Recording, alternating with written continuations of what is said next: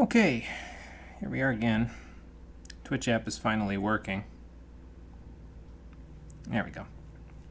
Marie, hello, how you doing? This takes you back? Oh, believe me. I'm in the same boat. Trust me. Memory cards, they feel like an actual relic at this point. I've got quite a few of them sitting in that drawer there. Maybe a museum will pay me some good money for them in, I don't know, 25, 30 years. Probably not. Probably have to hand them down to my great-great-grandchildren like family heirloom in order for them to be worth anything. Oh boy. We'll get started on Definitely Not Shin Megami Tensei Nocturne in about 2.5 minutes. So.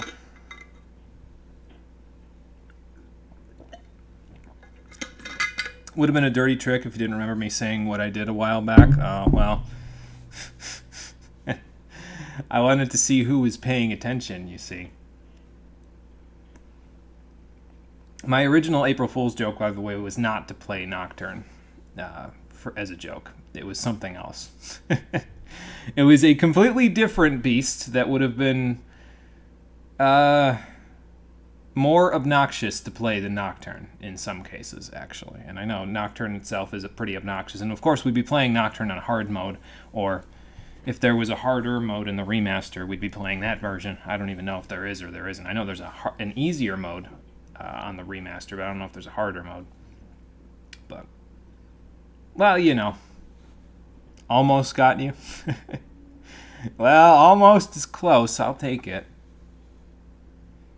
So, I know it's, 9 days late at this point, but I'll just do it, so. Murder my sanity by playing Yggdra Union. Jank, but not as jank as SMT. Oh, boy. I'll have to look into it and see if it's up my alley or not. Hey, Conker, it's going good. How's it going for you there? We are just about to get started with Definitely Not Shin Megami Tensei Nocturne. I don't know which notification you came from, but if you watched through the whole YouTube notification, you'll know that this is not going to be Nocturne. So, yeah, about a minute, we'll get started. So, excuse me. If you buy Reflector on Google Play, you could stream it via Discord. Oh, yeah, that's true, because is Reflector the mobile game one? Like it lets you stream off of your phone? I forget how that works exactly. I don't personally have any mobile games that I specifically would want to stream. Unless it was like Cut the Rope, but I think Cut the Rope was also available on PC, so I'd probably just stream it there. Doing alright, chilling at home for now. Sounds good, Conquer. You keep doing that. Feel free to chill out for as long as you'd like. And I'm going to go grab the controller after I take a drink. So, lets you record your phone, and unlike Discord, it lets you have audio. Oh, yeah, that's pretty nice then. Because not having the audio would kind of take a little bit away from it, That wouldn't be so good. Okay, let me grab the controller.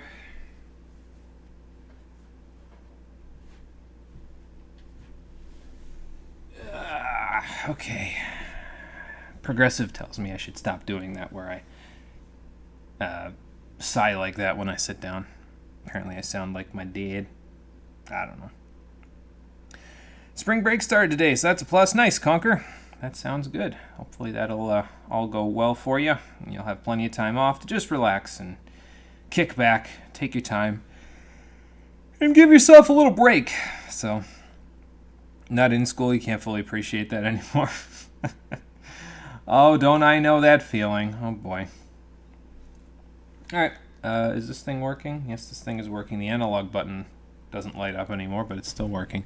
I'm going to mute the microphone and hopefully remember how to unmute it after I'm done with the intro and let you listen to the good music that's going to play in the intro here. So I'll be back in just a couple minutes.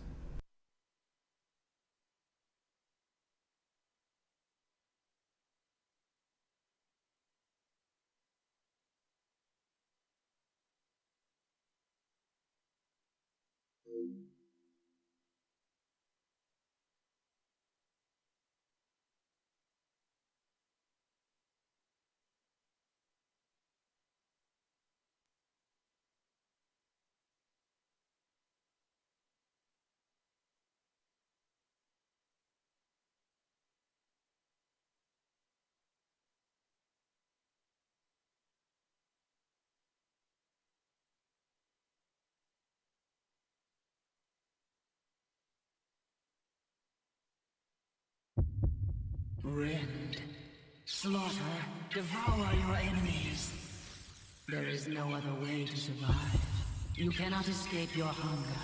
Warriors of Purgatory.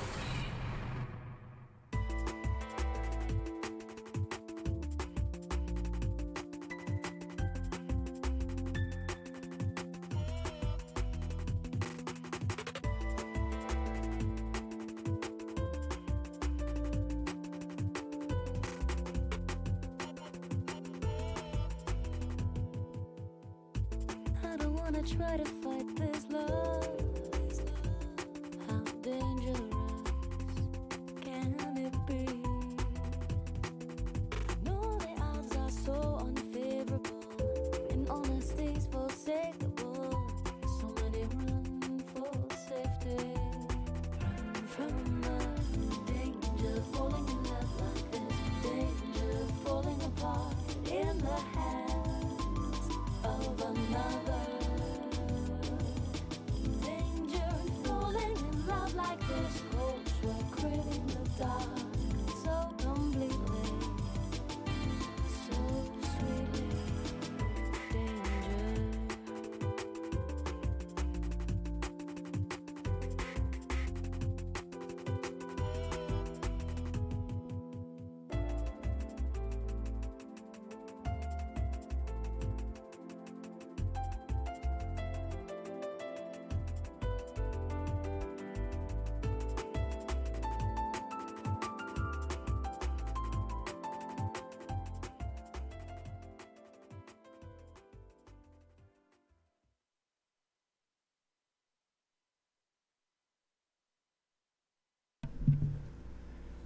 See, one distinct advantage to playing these older PS2 and GameCube and Wii games, the controller has a wire, so I have to pull the microphone and everything else, the couch that I sit on, a little closer to the television.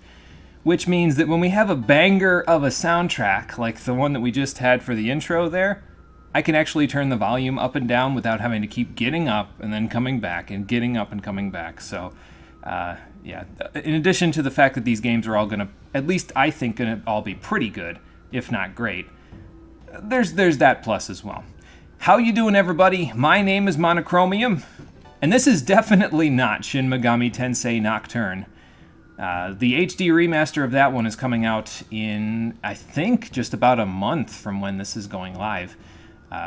So I said, you know what? I'm kind of in an SMT mood anyway.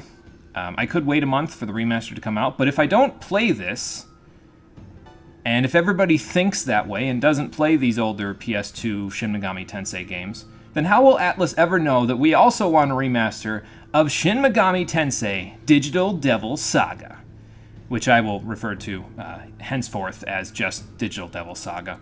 It's just easier than repeating the series title at this point, so yeah, you know, it's a little easier. What do I know about this one? Not a whole lot. It's older, so I've probably seen some footage of it across the internet over the years that I've been on YouTube, but for the life of me, I don't think I really remember a whole ton of it, so it's going to be a blind stream through. I keep having to press any button here to pull back to this so that way it doesn't, like, load up the intro again, because, I mean, I like the intro. It was a really good opening song, quite very good. Kind of matches the melancholy tone that this whole game is going to have, I think. But I don't want it to just be replaying in the background while I'm doing this, so. But yeah, so don't know a whole lot about it. From what I understand, the main thing that I do know about it is that this is more of like a bridge between, if you've played more Persona games and you haven't really gotten into the SMT series yet, this is kind of the bridge game for that, where it's more like a traditional RPG or more like a Persona game, but it still has some elements of the stuff you can expect when you get into more of the SMT games later. So if you're still not sure about playing Nocturne at some point when the remastered comes out, might be worth it to take a look at these two, although you'd probably be hard-pressed to find a copy of these because the PS2 versions are ludicrously expensive from what I understand, and also, well, maybe they're not that bad yet until the remaster drops. When the remaster drops, they're going to get ridiculously expensive. And the PS3 version, from what I understand, has some jank because Atlas didn't necessarily know how to work a PS2 emulator on a PS3 at the time, so I mean, you can watch these at the very least. Shameless self-promotion. Okay, let's go to the configure menu and listen to the music there while I read the chat. How's the audio balance, by the way? Because this is about as loud as some of the music we'll get in the game, and we definitely want vibration off. So hopefully the balance isn't too bad. If it's a little wonky, I'll just, adjust it as needed. So anyway, let me read chat while I do that. The lone firefly going to the right. Help you. The nostalgia hurts so much. Oh, the PS2 era was something else, I'll tell you what. Things go well, this might be your last spring break. Applied for graduation, haven't got confirmation yet. I'm rooting for you, Conquer. Hopefully it all goes through for you. You get that confirmation, and then we'll be in good shape. So, yeah, it was a banger of an opening song. SMT is on your list of things to get into. Why is everyone trying to get you to spend money? Because capitalism. You're right. I mean, that's fair, yeah. These ones, though, I would say if you're going to drop money on these, make sure, A, you have a working PS2 first, and B, get them before the remaster for Nocturne comes out, because when the remaster for Nocturne comes out, you're not going to be able to find copies of this. So, pretty good? All right. Okay, that's good then. That's good. Amarella, hello. How you doing? Welcome to the stream. It's a long time no see. Still love the story of Dante being in Nocturne. Basically, Atlas and Capcom made a deal that Atlas can use Dante in Nocturne, but Capcom wanted Kaneko to design Virgil and Dante's devil triggers for DMC3. They knew the kind of work that Kaneko did in these games so far, and they said, yeah, that's the guy we want designing our demons. And I mean, they were right. Kaneko's designs are still used today, and he made them back in like 2003. The man was a genius. Don't let anybody tell you different. So... okay, so what do we want? We don't want vibration, menu memory. I think I'll try having that on to start with, and we'll go from there. I don't think I need reverse, because I don't think it starts inverted, so... I think it starts normal, but we'll see in a minute. We can always configure these later. And auto-repeat, I just want off, because when I hit auto, I want them to smack things with their swords and their whips and their, guns and their whatever the hell, so... Okay! Without further ado, let's get started. Art, characters, and storylines depicted in this game are purely work of fiction. Any similar persons living or dead appear with coincidental views and opinions expressed herein do not necessarily reflect that of Atlas USA or its employees. I might have skipped a couple of words there. It's kind of hard to read all that. No, please! There is no turning back. I found the answer. Man should return to its origins and embrace the truth. That isn't true! You, like me, need only what was lost. Stop it! I will release the uncontrollable rage that lurks inside them. The fury of the demons. No! Boy, somebody was having a bad day.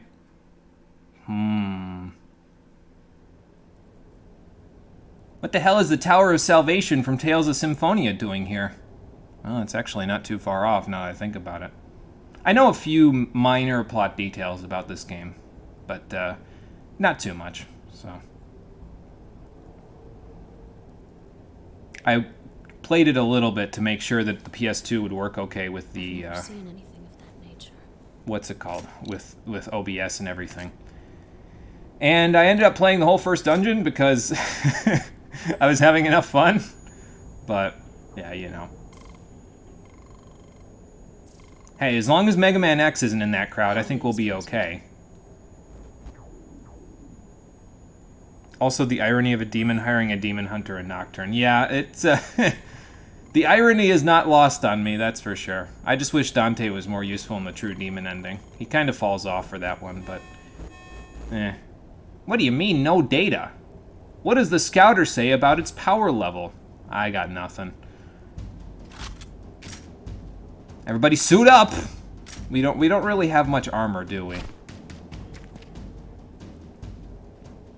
New recruits are always available, but a leader is irreplaceable. Remember that. Yeah, you're just telling me not to be reckless.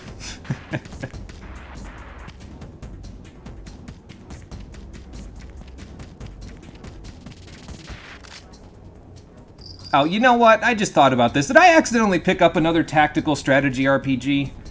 Oh man, I'm not ready to play XCOM again. That was already enough of a shit show. Uh-oh, somebody got the first strike. I mean, what are those gonna do? They're a bunch of crossbow bolts. Oh, they're exploding crossbow bolts. Never mind.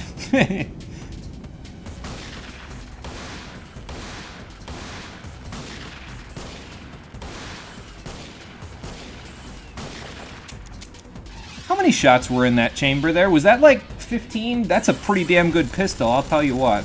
Most 9mm don't hold that kind of ammo. At least my teammates have my back. It's gonna be a little hard rescuing the leader when he's up in the front lines with a pistol against this line, but, well, you know. I'm pretty crap at strategy games, but I think I'll be able to pull through. Unless this is a supposed to lose fight like the beginning of XCOM. Warning to the vanguards. Remove the unidentified object at coordinates 2314-5873. Speaking of unidentified objects, why is it undulating? Deemed in active war. Warning to the Embryon. Remove the unidentified object at coordinates 2314-5873. Failure to comply will be deemed an act of war. Wait, so it's not yours either? Then what the hell is this thing? It might be angry. That might be what it is. That doesn't sound like a good sound. Okay. And they died. No, they just, you know, got pulses of light that blasted directly through their... Okay, maybe they did die. Never mind. That's probably not good for your health. That is the question, isn't it? Okay, eat them all. Om Mani Padme Hum. Pearl of the Holy... Oh my god. Varna. Uh-huh. Okay, what the hell game did I pick up, and what? This is way different from what I was just playing. I mean, I just went from, like, strategy RPG to fucking body horror game in, like, 2 seconds flat. Like, Jesus Christ. Oh, man. Mark of a good game. Have more fun than you expect that you lose track of time. Oh, for sure. Absolutely. Love how they all have firearms. This is SMT. That isn't going to help us. You will very likely die in the tutorial, and it will not be intended. SMT games are mega brutal. Oh, no, I know.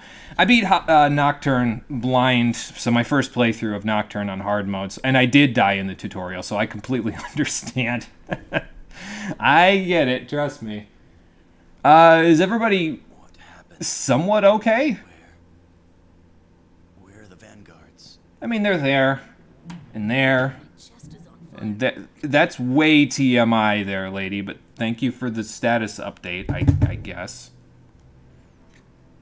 Leader. That wasn't there before, was it?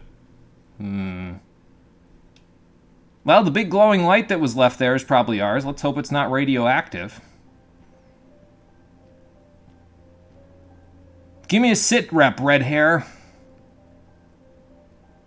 I mean, I guess it speaks for itself, doesn't it? It's a big fuck-off glowing hole in the ground.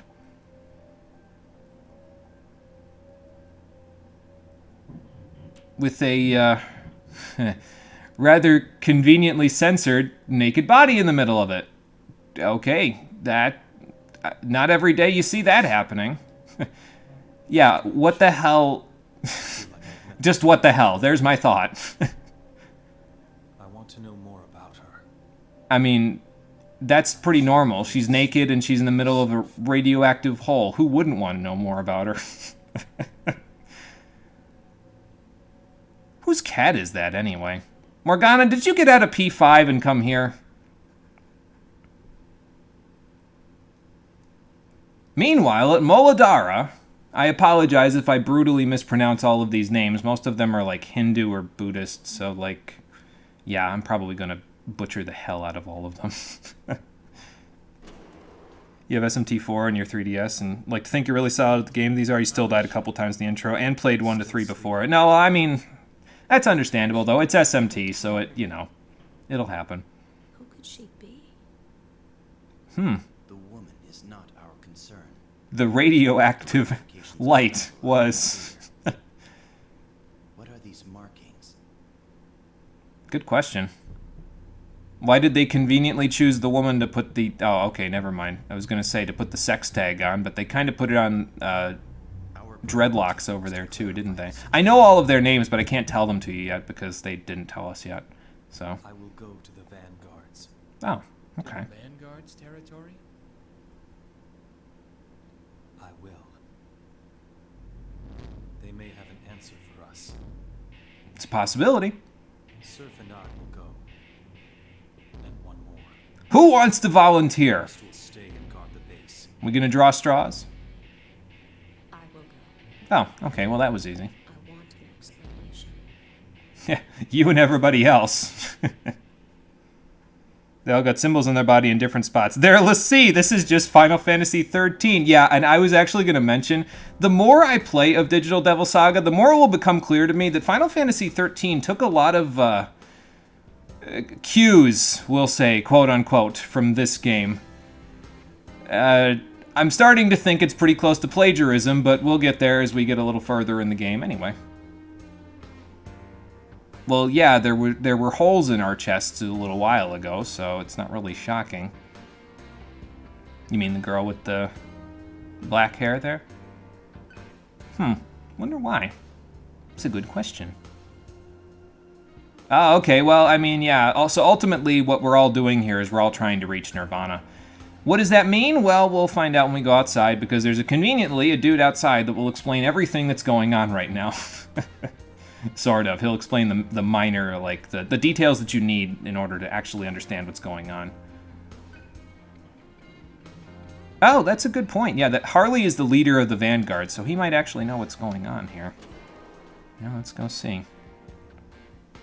Thank you, Atlas, indeed. Thank you, Atlas. Very cool. Okay, so it is, in fact, regular controls for the camera. There's no up and down, but if you move in a direction and you want to center the camera behind you, just press the circle button, and it'll center right on you. Very convenient. I use that more than the right analog stick in Nocturne, to be honest with you. So, what the heck is this thing? Did we bring back something radioactive from the battle site? Okay, that's probably not good for my health. Never mind, it's very good for my health. It's a revival bead. Yeah, revival beads are, were they in Persona 5? It's been a while since I played it, but I think they were in it. Or something similar, basically, where they revive you with a moderate amount of your HP. So they're not a full heal as well as a revive, but, I mean, it'll work. Well, we'll have to check in on her when she wakes up, see if she knows anything about what the heck was going on at the battle site. So, I mean, there were coordinates to the battle site, but damned if I remember that. What do I look like, a robot?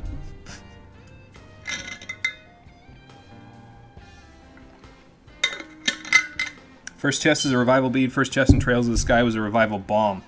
Nothing but bad feeling! Yeah, I'm pretty sure they were in P5. And there you go, Adam is here to let us know. Yes, they were indeed in P5. Hello, Adam, how you doing? Welcome. We just got started. We watched the intro cutscene, so... Oh, okay, so those treasure chests are the unknown objects that he's talking about here. He? She? They? I can't tell. Just, we'll go with they. It's kind of hard to tell with some of Kaneko's human designs who's male and who's female, so...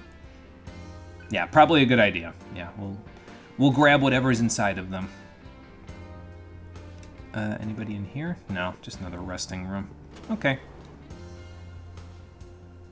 But yeah, so Molodara is the base of the Embryon, in case it wasn't immediately clear with all the Embryon members here. And we are also of the Embryon, so...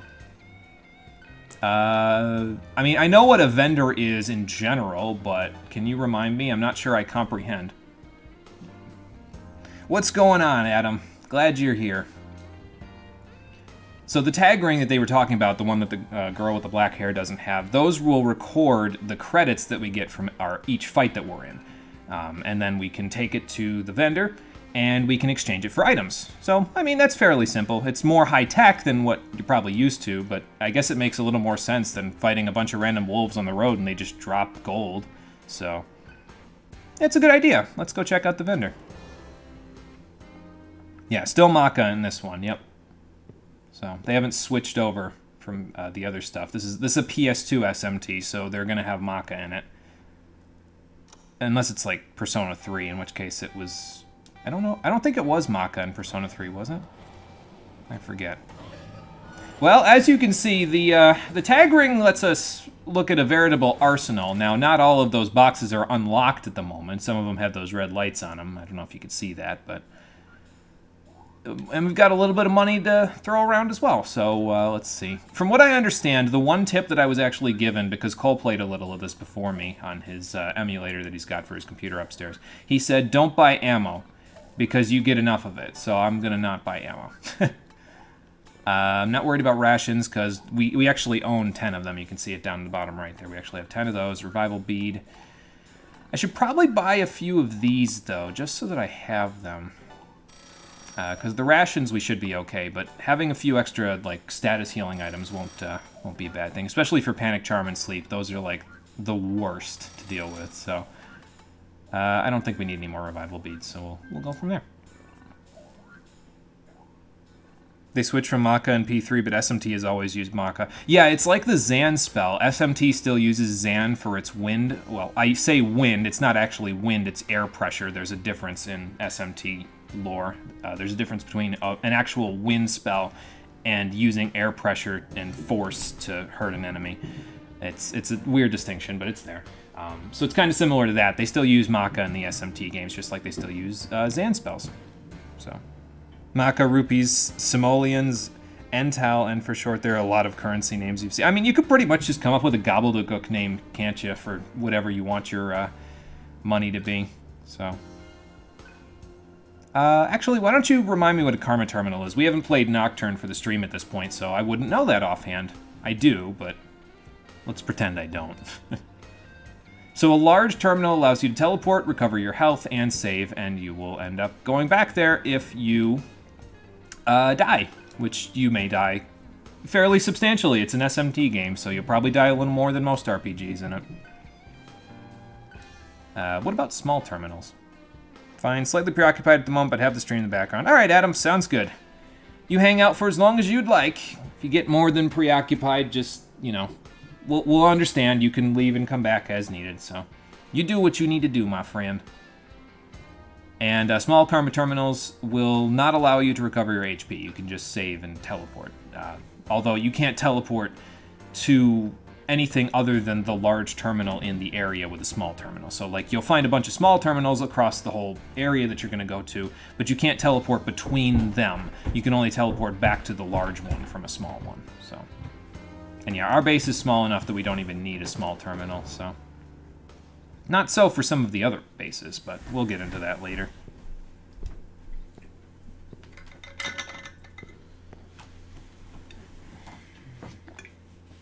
And looks like the tag ring lets us save our game and recover our HP as well, so that's not too bad.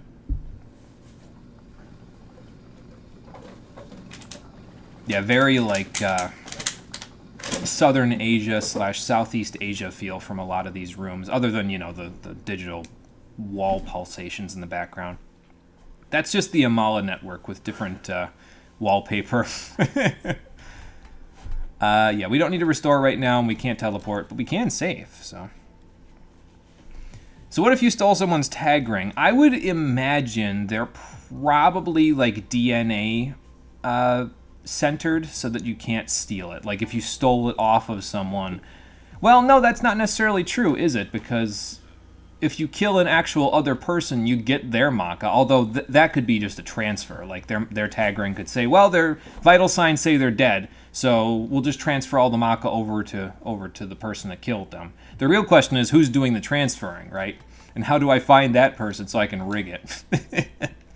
So, it's like lantern rings, it'll blow up if you take it. I mean, that's probably not too far from the truth, frankly. So, triangle button is our map, by the way, so if you want to use the menu, use the square button. We don't have a whole lot of options at the moment, but we'll get more as we go. This is fine. And items, I don't think we have anything particular that I care about. We have special items, which, yeah, our tag ring is actually in with our special items. But we can't actually see any information about our party members other than their HP and their MP at the moment. We can equip them with different ammo, but, well, we don't have any, so. Although I guess that does give you access to their stats so that we can kind of see, what they all do. Surf is more of an all-rounder. Heat is more focused on strength. And Arjula, well, she's at the moment, more of an all-rounder, but she'll eventually focus more on magic than anything else. Again, when I did the whole first dungeon through, she got magic like every level, so... They'll all be pretty good, that's the point. Surf's stats, actually, though, you actually have direct control over how Surf's build is. So you can build him to be a strength character, you can build him to be a magic character, a tank. There's a whole bunch of different ways that you can build him, and we'll talk about how I'm going to build him in a little while once we level up. So, all right, Amarella, take it easy. Get some sleep, get some rest. I will have fun, not a problem. We'll see ya. Yeah, so there are a bunch of other groups here in the area that they haven't named it yet, but it'll come up in a few minutes. But we're in between the Vanguard territory and the Maribel territory. Every group of hunters, I guess we could use as the generic term for now, they all have their own territory in this area. So, is it a full crit build? As best I can, yeah. I don't think that Revolution or any of those skills are in this game, but I'm going to try to get as many crits as I can, yeah. So, same, you've been awake since 8 a.m. All right, Marie, then take it easy. Go get some sleep. We'll be here if you need us.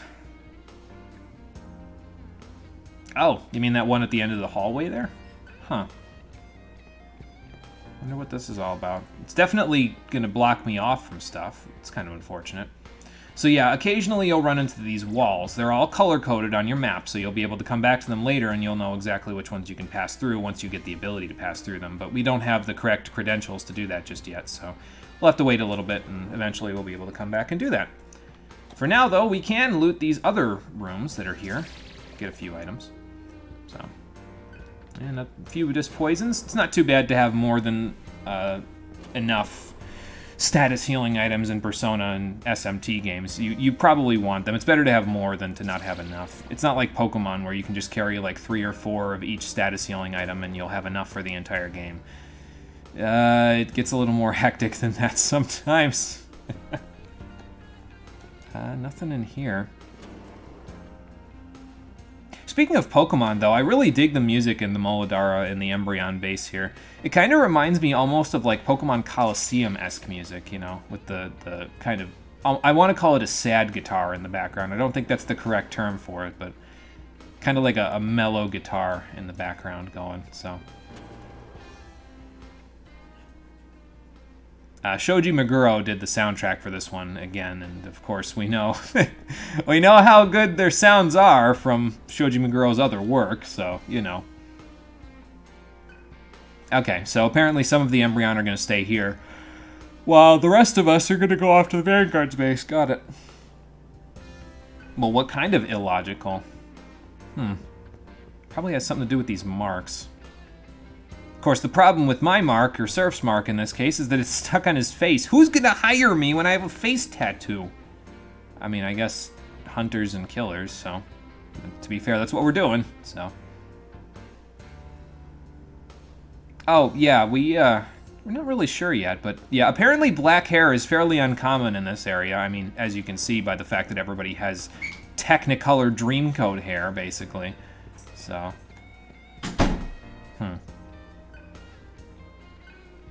why don't you remind me? It's probably just up this elevator, isn't it? Yeah.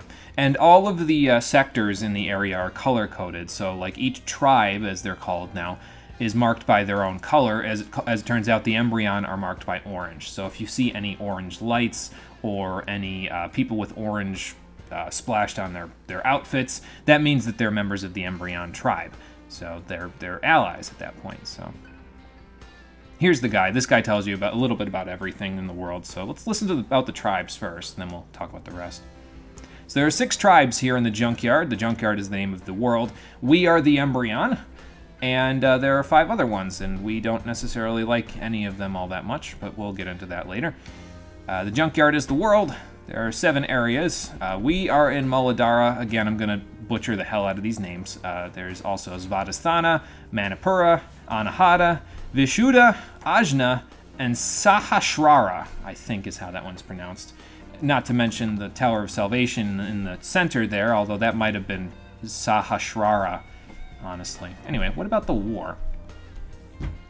And it's the law of the jungle here in the junkyard. It's dog eat dog, survival of the fittest, all that natural selection crap.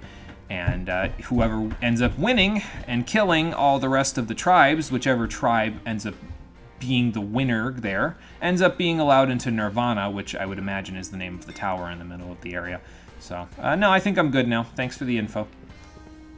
Don't know how to go back to that one elevator that's below us down here. There's a chest that we can grab, but we can't get there quite yet. We'll get there later, though. I might be a little low on supplies, but... Oh, yeah, actually, I got quite a few of those, so...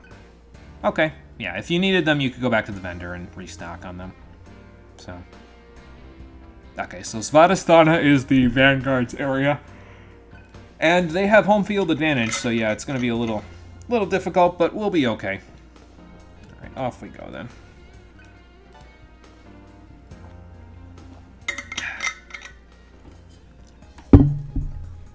So, our next destination is Svadhisthana, the territory of the Vanguards, but before we go there, we should probably go back to Ground Zero and see if there's any fancy craft to pick up while we're there. Never know, that radioactive light might have left a few items around. Uh-oh. We're hungry. That's not good. What did that do? Oh, it reduced my HP by a little bit. Okay. So apparently we're hungry for something. Hungry for worms? No, hungry for words. Shut up. No, but for coming here we get 5 rations. So that's not too bad. Those will help out a little bit. That gets me up to my golden number of 15, so... do you have anything new to say about Nirvana and the tribes? Let's see. I mean, we didn't learn about Nirvana before, but, I mean, yeah, it's right in the name. It's paradise, so... That is the law. First rule of the junkyard. You do not talk about Nirvana. Or if you do, it's only because you're going there. Right. Okay, so that gets us a little more information. So if we defeat the leader of the Vanguards, which I believe I mentioned was Harley, the rest of the tribe, whoever's left, will actually have to follow the rest of the Embryon. So that's the way that things go here. Again, that's the law. We don't question it. Why we don't question it, well, that's going to become apparent later. Another thing that'll become apparent later, if you were listening to the voice acting, it may have sounded like the deliveries on the voice actors was a little flat. Don't worry, that's being done for a reason. There's actually an in-game reason why the delivery is a little flat. You'll understand later. So, I mean, they seem just as surprised as we did, so probably not. Yeah, well, hopefully we'll find some answers when we go to see the Vanguards. Oh yeah, and I forgot to mention, our 2 party members that are coming with us here are Heat and Argila. So they will be helping us out when we go to the Vanguard base. I don't know. I mean, the light that popped out of the thing, I think, was the reason why we got those markings, but I don't know if she's related. Maybe. You wouldn't believe me if I told you. Trust me. Okay, so that's all for Ground Zero. Now we can head off to Svadhisthana. And see what the heck is going on here. Maybe the Vanguards will have some answers, although, again, they seem just as surprised as we did when they were out and about at Ground Zero, so... Okay, Svadhisthana. Looks like it's not too far away from the tower, either. Again, Hindu and Buddhist imagery going on here. Something is wrong. Well, yeah, they left everything here and ran away. That works. I mean, yeah, but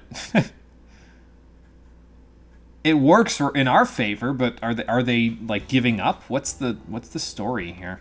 Huh? Any passing thoughts, Heat? Do they fear us? What is fear? Would we know about that? Why?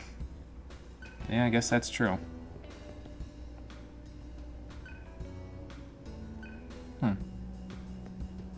I don't know, Argila, but I guess we're going to find out. Let me just run around real quick and see if there's anything to pick up, like over here, before we do that. Soma drop, that's not too bad. It'll give us a I forget if that's a full heal or if it just restores HP and MP. I'm not 100% sure off the top of my head. Well, there's a vendor over here, and apparently they don't care about whose tribe you're in. They'll just let you buy and sell from anybody, but we don't really have anything that I would want to buy or sell at the moment, so. Let's see. Soma drop. Yeah, restores all HP and MP for one ally, so that's not too bad. A couple of elixirs right at the beginning of the game. Boy, that's not ominous at all. Huh. Well, this is one of their transport trucks by the look of it, but they left all their cargo out here and just ran in here. I would assume that's where they went anyway, unless the whole base is just going to be abandoned. I mean, it looks that way. I was kind of hoping it wouldn't be, but...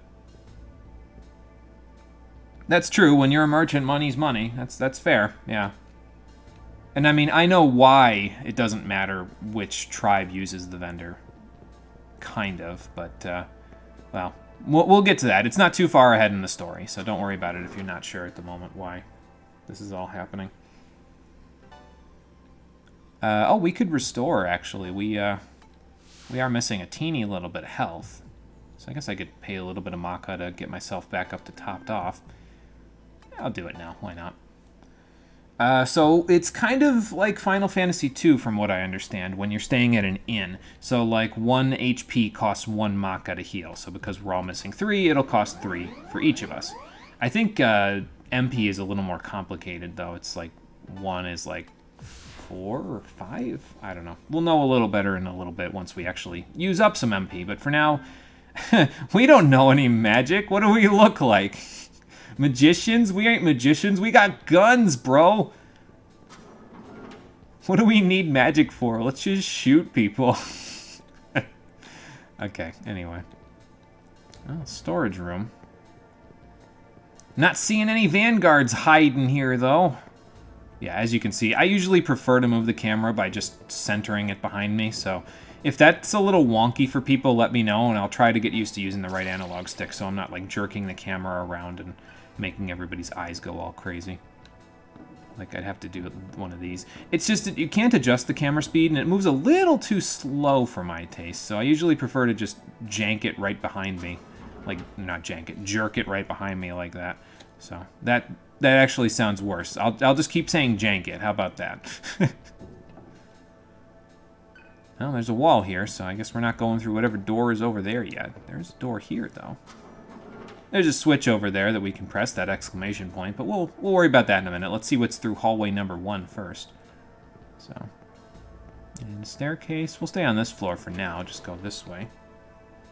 Oh, another storage room. Okay. What we got in here? This has 3 rations. Okay. Yeah, as you can see. Reason why I'm not really worried about our rations, because we get plenty of them. So, at least for now, we get plenty of them. But yeah, the, whatchamacallit, the camera just moves so much faster when you just center it behind you like that, so. Huh. Is it blue? Looks green to me. Well, whatever. Maybe it's just green because it's the Vanguard's territory. I don't know. Excuse me. Anything behind the stairs? Yep. So apparently that wall, if we go over here, can actually be used as a walkway as well to get across to these treasures. That's interesting. Or this treasure, rather. Might be more than one thing in here, though, so.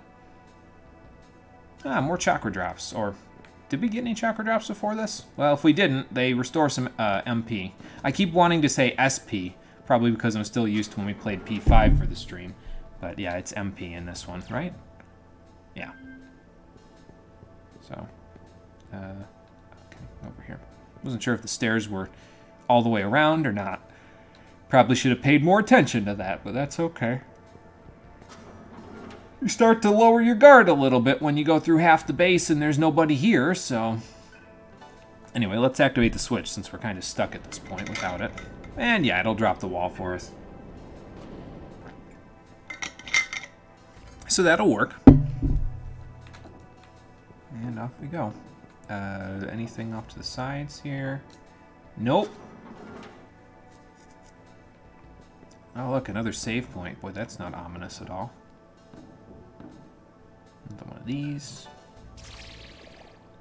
They sure do like giving us a whole lot of items. You'd think that the vanguards would have, like, I don't know, taken all of the treasures and stuff that they're leaving in these rooms with them into the deeper parts of the base, if that's where they are. But apparently not. But before we go into the terminal there, ha! Secret treasure. Well, it's not that secret. You could have seen it if you looked around a little bit, but another revival bead, so. Okay, now let's go use the terminal. And we'll save again. If I wanted to, I could teleport back to that one large terminal that was at the beginning of the base, but yeah, we don't need to do that just yet, so. Alright. I'm getting a little, my trigger finger's getting a little itchy, though, here. I'm feeling like there should have been more guards here, but there haven't been. Then again, they might all be clamoring inside of this room at the moment because I can hear something moving behind this metal door, so that's probably not good. Let's go see if the vanguards have posted up in here. Yes, they have. No. Stay back. Don't eat me. Please. You look a little spooked there, Harley. What do you mean, eat me? You're having a... Are you on Adderall? Not again. You murdered them and ate them all. You all turned into monsters. And then you devoured all of my men. Oh, so that's why my clothes were all bloody when we woke Your up. light shot right through us. And then everyone started freaking the hell out. Is it just me, or did something about him change just now? I mean, other than his eyes suddenly having color. Stop. Be quiet. Harley, it sounds like you're the one freaking out right now. Sheesh, Argela. Get a grip. I mean, Heat's got it. Look, he's got a grip. I just love his goofy little smile that he does there. He's like, oh, I know what's about to happen. Apparently Harley doesn't know what's about to happen, though. Okay, bye. What a chicken. Couldn't have. No. Not me. I didn't do that. Then where did this awful case of indigestion come from? Those people. I couldn't have. It wasn't me. Argela, are you okay? Don't you start freaking out on me now. We don't need another Harley in the group. Only one is enough. Okay, that's something.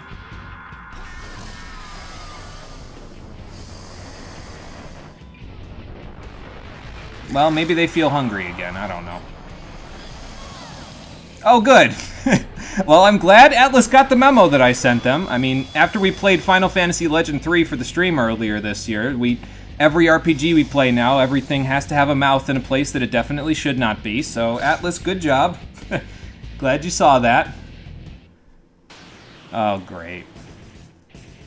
Well, I have no idea what the fuck's going on, but it's pretty cool. So, Shin Megami Tensei is well known for its press turn system, and Digital Devil Saga is no different. You get 3 press turns because you have 3 party members. How do press turns work? Well, we'll talk about that as we go here. So, press turns, like I said, you get 3. If you attack and just do normal damage, you use up 1 full press turn. But if you hit a weakness, you only use half of the turn.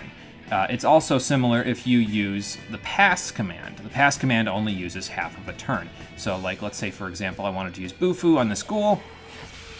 It does normal damage, so I use an entire turn to use it. And then if I attack him like this, again, normal damage. Ignore the red numbers for now. Those are useful for something later, but we won't talk about what those are until they're actually important. But let's say I didn't want to have Argela heal anybody this turn because she doesn't need to. So if I press pass or the square button, it'll expend half of a turn and allow me to actually move over to Surf's turn so that I don't waste the turn. Now, if you pass on a half turn when it's blinking like that, you actually give up the half turn. So the idea behind the pass system is that you want to maximize your damage by passing as needed to do the most damage to the enemy party that you can. There's more to it than just that, but for now, just know that if you deal normal damage, you'll use up a whole turn, and if you pass, you'll use up half. So now you'll notice that the one pass icon was blinking when I got a critical hit there. If you get a critical hit, you get you only expend half of a turn. So then you get basically a free another turn just because you got a crit. That part is a little randomized, but there's ways to manipulate that, as you'll see later. And when we defeat them in battle, we'll get some karma, which is the experience of the game. We'll get some maca, and they might drop items as well. The question marks that are over there, we'll worry about those later. And as I mentioned before, Surf's battle power is completely reliant upon how the player builds him. So you get 3 points at each level, and you can put them into whatever stats you want. As far as stats go in this game, I'm going to assume that the stats operate very similarly to how they operate in Nocturne, because this game operates off of Nocturne's engine, from what I understand. So, as a result of that, I'll talk about what each stat does, and then we'll put some points in. So strength determines the power of physical attacks. That should be fairly obvious. Vitality determines your HP, and it can also determine the strength of some physical attacks. Not all of them, but some of them are determined by that. Magic is actually a really powerful stat in any SMT game from the PS2 era, because not only does it control the power of your magical attacks, it also controls your magical accuracy and your magical defense. So if you have high magic, not only do you take less damage from other magical attacks, you also hit harder and more frequently with your own magical attacks. So if you wanted to go for a full magic build and literally just do all your points right there, couldn't really blame you for it. It's the best stat in the game. Agility and luck are not so good. Luck is a dump stat. Don't ever use it. It determines very little in the game. It doesn't even determine drop rates if this is using the same system as Nocturne's formulas. I've seen the mechanical formulas behind some of Nocturne's stuff from somebody that made a hack of Nocturne, and luck is in like 3 formulas throughout the whole game, and it's absurdly underpowered. So never use it. Just don't put any points into it. It will not do you any favors. You're just wasting those points if you do it. Agility is only slightly more useful than luck. It's actually more useful at low levels, because as you get higher on level, agility's capacity to actually do things for you becomes truncated. And what that means is, think of like an exponential curve. So like the higher up, the farther out you go from the axis, the higher it'll go. It'll start out as kind of like a smooth curve, and then it'll shoot right up the further out you go. So agility is the opposite of that. It's a reverse exponential curve.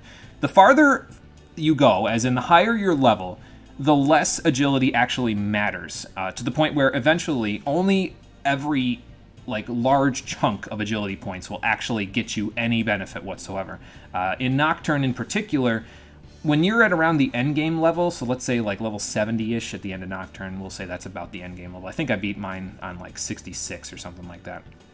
But when you're near end game in Nocturne, agility can go up to 40 points in Nocturne. But near the end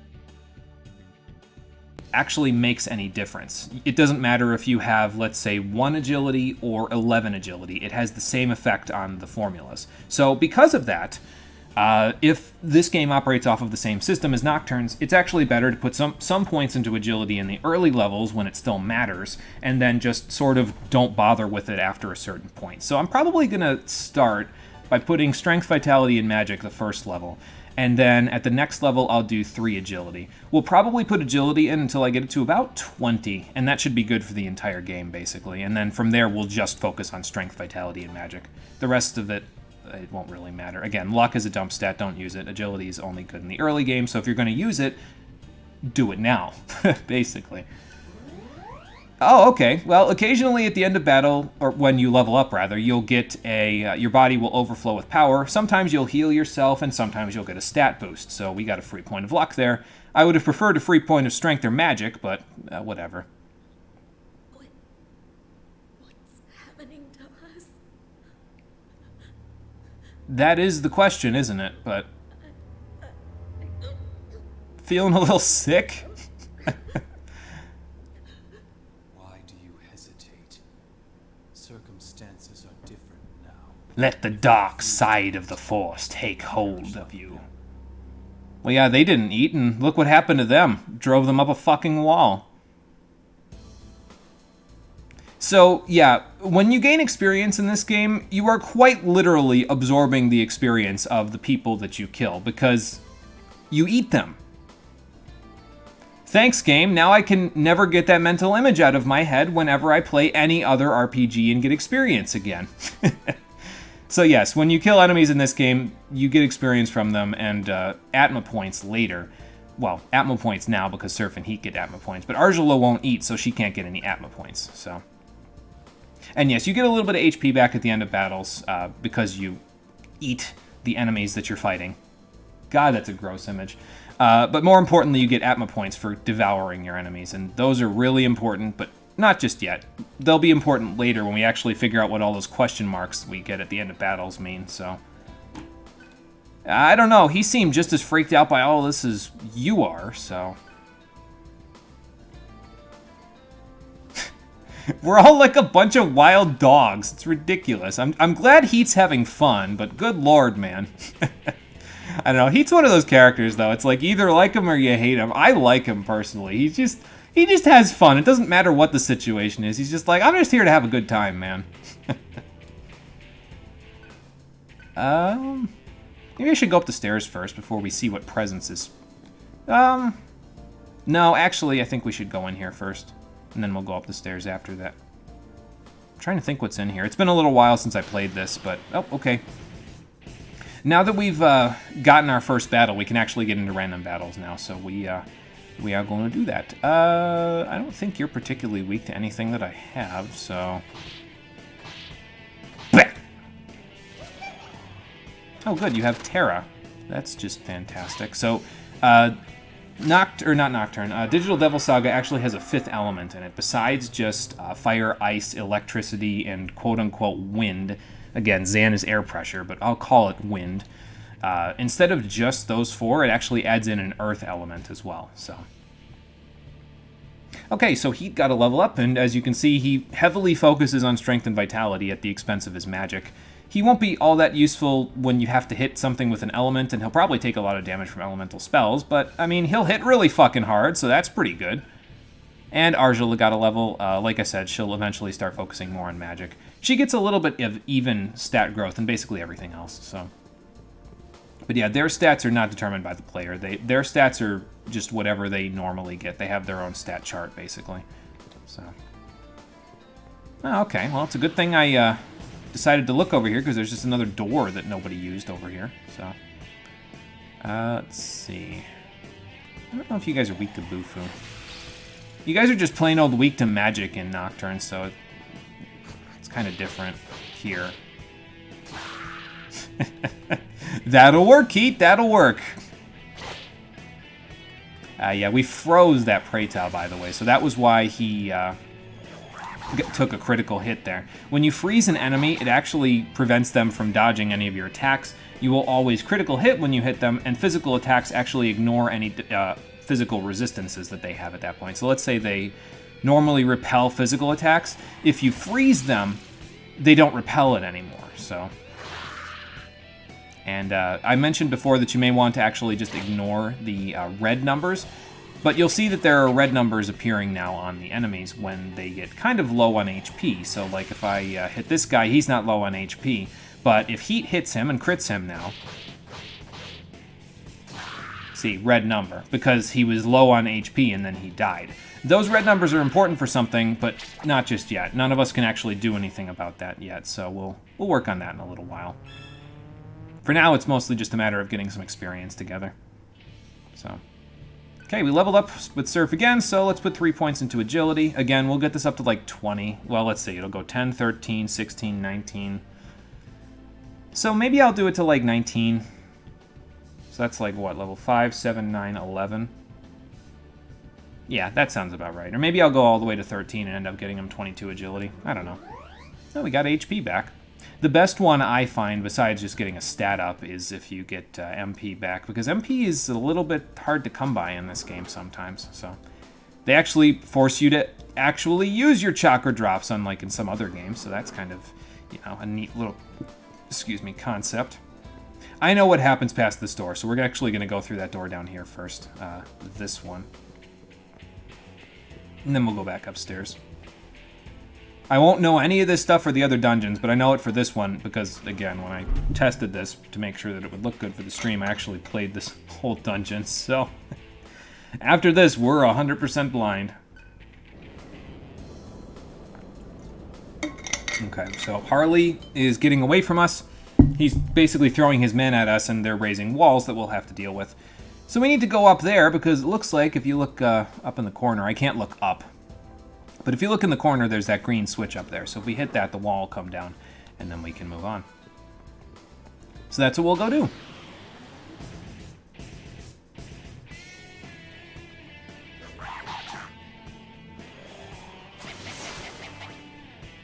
It's a good thing that didn't hit Arjula. She's actually, I didn't show it yet, but your demon forms all have strengths and weaknesses in this game. And in Arjula's case, she actually has weakness to force. So if she gets hit by a Zan spell, it might hurt a little bit. So, do I want to heal anybody? I guess I could heal Heat. He sometimes uses up his HP because, well, he uses physical attacks. So, and in this game, physical attacks actually, you know, do something. So, oh, actually, while I'm thinking about it, we can actually do something other than just use our demon forms in battle. So they've got a whole bunch of menus here. You've got items that you can use. You've got your member menu here that lets you withdraw from battle. So basically that takes you completely out of the battle, and then you can come back later. If you have other allies in your party, you can replace an ally with that person later. You can run from battle. But the most important thing that you can actually do that I don't think a lot of people make too good of use of in the game is you can actually revert to human form. What does this do for you? Well, human form is a little bit different than the demon form there. Probably won't see too much of an effect here, but when you have human form, the first thing you'll notice is that you'll get access to combo actions here. So when your party member is in human form, you'll gain access to shot attacks. And in this case, a combo action requires a press turn from each person. So in this case, Heat would use a press turn, and Surf would use a press turn because they're both of the people involved in Fire Shot, which is the shot that Heat can use. Now, we don't have 2 press turns to use, so we can't actually use it this turn, but I'll keep Heat in human form. I forget if he transforms in a demon form in battle, but I'll keep him in that form. The other thing that you can do while you're in human form is if you have any weaknesses or resistances in your demon form, they are actually nullified. Well, not nullified, but you're not weak to them anymore when you're in human form. And if I remember correctly, you actually void light elemental attacks while you're in human form. So human form has its advantages. They're just not incredibly large. There's just like situational uses for them. First things first, though, I'll show you what they are when we get to the next fight if he's still in human form. If not, we'll just revert him, and then I'll show you what you can do with some of the enemies when you're just in human form, at least for now. So, although if we don't get into another battle before we get to the next forced encounter, which is coming up in a minute, might not have too much of a use for it. Human form will come in handy, though, for the boss of this area, as I'll show in a little while. So, hey, buddy, what's up? Oh, is that eat them all thing that keeps popping up that popped up on our screen back at Ground Zero? Because yeah, I understand that. Okay, he turned into a giant chicken. Okay, he's a Balchinian. Okay. So yes, if you exploit an enemy's weakness, you actually get a free press turn, almost like dealing a critical hit. So let's say, for example, and by the way, all of the things that happen in the press turn system are for you and for the enemy. So this cockatrice that is attacking us right now is weak to ice. So if I use Bufu on him and he doesn't dodge, it hits his weakness and I only use up half of my press turn, which allows me to deal even more damage to him later, because then you can effectively, if you keep hitting weaknesses or passing your turn, you can effectively get a total of 6 turns through this whole thing. So, and yeah, you can basically beat him without him actually even attacking you, which is pretty nice. So,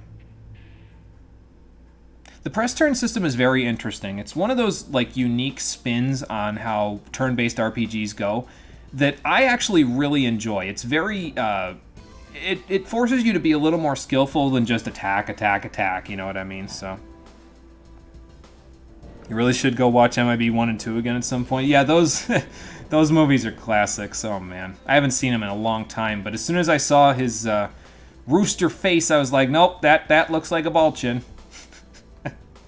It popped up in my memory like, it burst from my memory like a necromorph baby. Let's see. So I don't think we need to do anything else up there. Yeah, there was a ladder actually behind the wall that Harley had his man put up there, so we can actually take the ladder down, and then we don't got to go all the way around, which is kind of nice. Oh, look, another one. I have enough MP to Bufu, don't I? Yeah, I do. Okay. No particular use right now for Heat to revert into human form, although it will come in handy for him in just a few minutes when we actually need it for something. Oh, good. I don't know if anybody caught where she was taking that out of, but great. Oh, he's frozen. I'm loading the gun! That didn't even kill him. That did, though. Nice. That was a poison death. Fantastic. Should we really eat him if he's poisoned? I mean, to be fair, we're eating people raw, and it's not really hurting our stomachs, so... Yeah, I don't know. Okay, so this is an even level, so for now we'll do Strength, Vitality, Magic. And Argela also got a level. Good. Very good. It's a little unfortunate that a lot of her points end up going into luck, though, because that kind of... It kind of makes it not so good, in a way, I guess. Okay, so... How do I want to do this fight? So you got to kind of think a little bit and strategize about how you're actually going to use up your press turns properly when you're doing these things right, which is kind of cool. I think it's interesting. Heat probably won't actually get to use his attack on this turn, though. Well, maybe he will. Or actually, we can use it right now. Let's have him use Fire Shot. How does Surf use fire when he doesn't know how to use Agi yet? You got me. I don't know. Nice, we actually killed one. Cool. Oh, we got critted too. That's not good. But yeah, so Fire Shot, if the enemies are weak to weak to Agi, Fire Shot is actually a pretty powerful move that you can use for that, because it does about as much damage as an Agi spell would do, except it hits all enemies. So it's basically Maragi, which is pretty powerful at this point. We don't have access to Maragi yet, so yeah, we'll want to use it for ourselves. So it comes in handy. Okay, well, I see a terminal over here. We haven't seen a green terminal yet, but, I mean, if you've played basically any video game, you probably know what a green terminal does, so... Yeah, the green terminal allows you to restore your characters, so... Okay, so Surf needs 61. He's missing 15 HP, so that would be 44... Hang on. Is that right? No, 46 for 15 MP. So it's about a 4-to-1 ratio, basically. 4 Maka for 1 MP.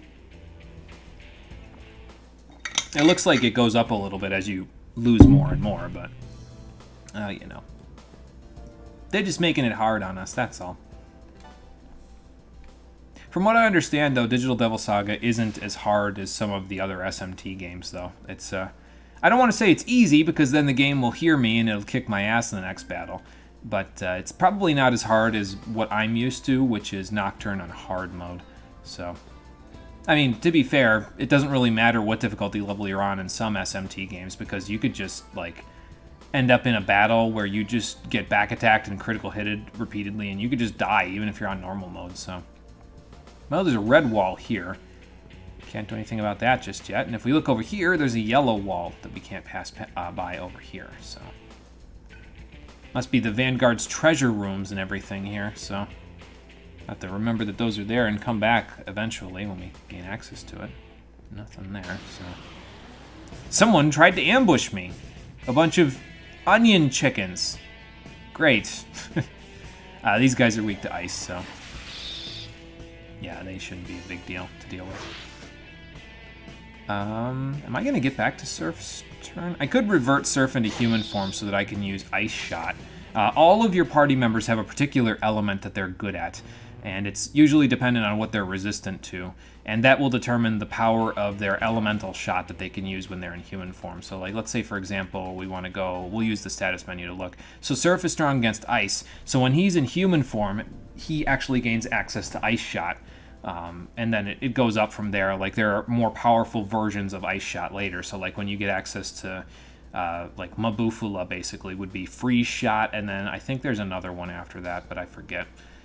Heat is strong against fire, so that's why he can use fire shots, and then Argila is strong against earth, so her attacks will be earth elemental when she can use them. We don't have access to those just yet for them, but we'll eventually gain access to them. Mantras we don't know anything about just yet, but we do know a little bit about combos, and setting skills we don't know anything about just yet, so we'll worry about that in a few minutes when it becomes pertinent. But for now, know that Argila can heal us if we need it. That's basically the only skill you need to worry about outside of battle. So. Oh, exit. Okay. So where does this exit to? Because it's not exactly the exit that we first came in from. It's kind of like the second floor of the area that we came in from. So, like, probably if we went down here, we would end up where we were when we started, basically. I think. My sense of direction is a little bit off in terms of that, but I'm not 100% sure about that, but it might be. There's another Soma drop out here, though, so it's probably worth it to come out here just to grab that. Yeah, exit doesn't necessarily mean back to the world map in Digital Devil Saga, so don't worry about it too much. If you see it, you might as well go check it out, because there might be something interesting there for you. Like another battle with onion chickens. No, that's, I mean, I guess that's interesting, or it can be, but it probably isn't in our particular case, because, I mean, just punch them, basically. And then that's it. Ooh, master. What does that mean? So, when you master the bars that are over on the side there after a battle, so this is after you devour the enemies and gain Atma points, you get some Atma points from each fight. When you master them, you'll learn new skills. So that's how you learn skills in this game. You don't get them by level up or anything like that, like you do in Persona. You get them by mastering, well, mantras. Mantras are the things on the right side there. So Heat mastered whatever mantra he has equipped, so he's learned Agi and Void Fire. Awesome. So yeah, that's what the Atma points are used for. It allows you to learn skills. It's kind of similar to like the system in Final Fantasy IX, where you equip an item on your character, and then you learn skills from that item as you fight battles and gain AP. So it's pretty similar to that. You don't have to use an equipment slot, though, to equip a mantra. So, and yeah, if you gain new skills, you can actually set those skills by going over to the main menu here. If you go to Set, we can go to Heat Skills. And in addition to Venom Claw and Mad Rush, he now has access to Agi and Void Fire, both of which will come in fairly handy for us. So we'll set those both up right now. I usually like to keep my voids kind of low on the list so that I can just scroll up and hit them from wherever I was. So, and in that vein, maybe I'll turn menu memory off. No, I'll keep it on. I've been playing with it on, so probably it'll be fine. Yeah, I usually like to keep those on the lower parts of the list so I can just scroll all the way down and know exactly where they are at all times. So they're not buried among all my skills like they can be in Nocturne sometimes. You actually can't switch where your skill order is in Nocturne, at least in the PS2 version. Which sometimes is a bit of a pain, because then your skills look all out of order. So, these guys are Morios. What are they weak to? Well, we'll find out. Just use spells until we figure out what they're weak against. Okay, well, they're definitely not weak against that. That is a hell of a sound effect they make when they die. Holy crap, man. Okay, well, that takes care of that. Let's heal up, we'll save, and then we'll see what's behind the next door. That's probably just right over there. We're getting a little bit of Maka together, so that should help us out a little bit. For later, in case we find anything new to buy. I'll probably do that thing that I normally do, where I use up like one slot per recording session, so like in the next one I'll go to this data down here, and yeah, we'll go from there probably. It's what I usually do just to avoid any issues where, like, let's say the recording fails or I accidentally delete a Twitch stream. That way I can just say, okay, well, I'll just redo it. You can go back that way. By virtue of the fact that these Onmorakis are weak to ice, they probably either resist or shield against fire, so probably not a good idea to use that on them. I mean, they're already cooked, so why would you need to continue to cook a chicken? You'd just overdo it, you know? So. Alright, Surf is level 5. This is an odd level, so 3 agility for you. I don't know what we're going to do on odd levels after I get agility to like 22 or 20. Maybe I'll get it to 25 just to make it nice and even. That'd be what? 7 would get me to 13. 9 would get me to 16. 11 would get me to 19.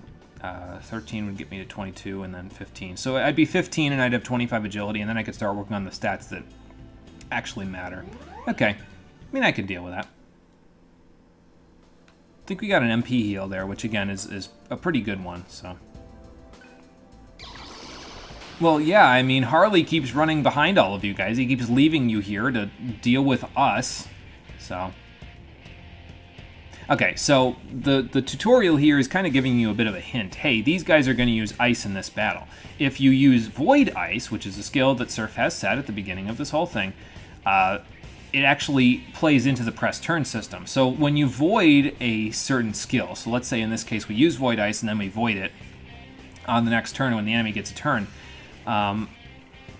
they actually lose 2 press turns every time they use a skill that we void. So these guys will have a total of 2 press turns because there's 2 of them, and that means that they'll completely lose their turn when we hit them with, or when they try to hit us with Bufu. So that's how you can kind of mess up on the press turn system. Like you may have noticed when I tried to use Agi on that Morio, I actually lost my flashing press turn and 1 more because he voided Agi. So, like, let's say these guys are going to void ice in just a minute. It will, if we use void ice, like for example, if we do this, it'll make it so that they will actually lose their turn when they try to, you know, hit us with ice. Now, they're weak to fire, so that kind of helps us out a little bit, but. Nice, Argela, nice. That'll help out a little bit. We might even get through this fight without them even using a, oh, never mind. Without them even using an ice skill, but it's probably for the best that I used it because, well, that could happen where they completely dodge, and that doesn't really help you, so. Don't be stingy with Heat's MP, by the way. He never needs it for anything other than void skills and maybe basic elemental spells because he's not very good with magic. I really like the void skills, though, personally, in this game. You don't use the void skills in, I don't think, any other SMT games. I think it's exclusive to the Digital Devil Saga games. You can get void skills in the other games like Persona and all of that, but they're passive skills rather than active ones. With them being active skills like this, it forces you to kind of say, okay, you got to kind of strategize a little bit. Well, I don't have any out-and-out immunities to anything, so I have to put the immunity up for the fight that I'm doing to see if I actually know what I'm doing with the fight. It adds another layer to the strategy, basically. So, ooh, that's a nice level. Get that extra magic point for you. That'll help out. So yeah, I like the void skills personally because they're they add to the strategy of the fights. Again, anything to make it so that it's not just a normal old turn-based attack, attack, attack, oh, all the enemies are dead type of a deal. I approve of. So I get the feeling I'm going to know who's behind this door. Oh yeah. Okay, bye, Harley. Man, he's having a hell of a day, isn't he? Okay, well, let's check out this room that he left for us. And then we'll go from there. See, he went this way. And, well, I don't know if it loops around or anything like that, but we're going to find out. If I go this way. We'll just explore the way that he didn't go, basically, so I don't have him continue to run away like that Farfetch'd in Ilex Forest. Let's see if I can... so if I put Heat... Have Heat go second. Actually, I should talk about that after this fight, so hopefully I remember what I'm thinking right now. Let's beat these Empusas first, but I don't know if that's how you actually pronounce it, but... you know.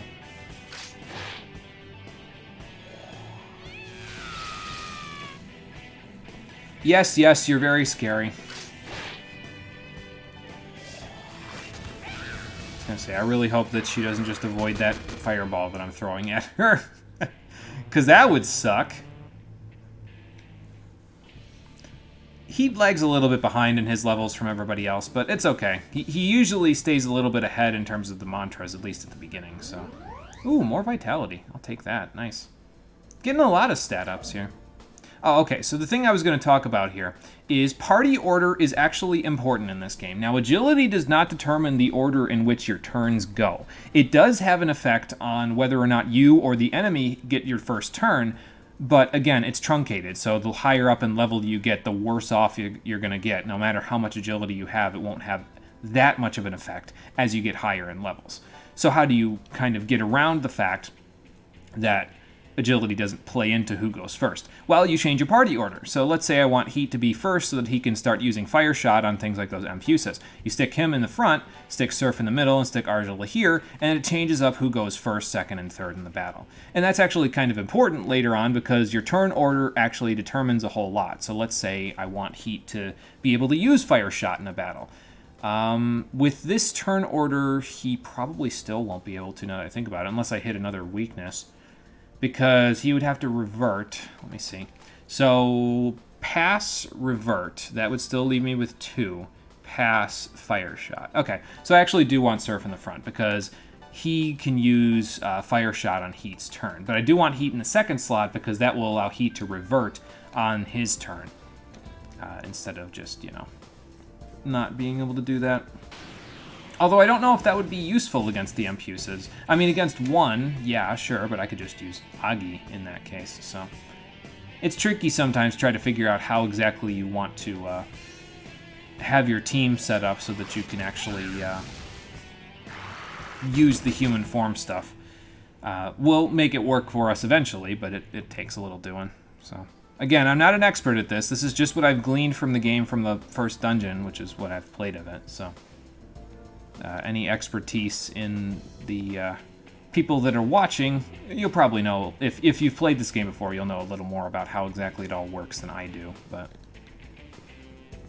Yeah, you know how it goes. Ooh, yellow treasure. What does this do?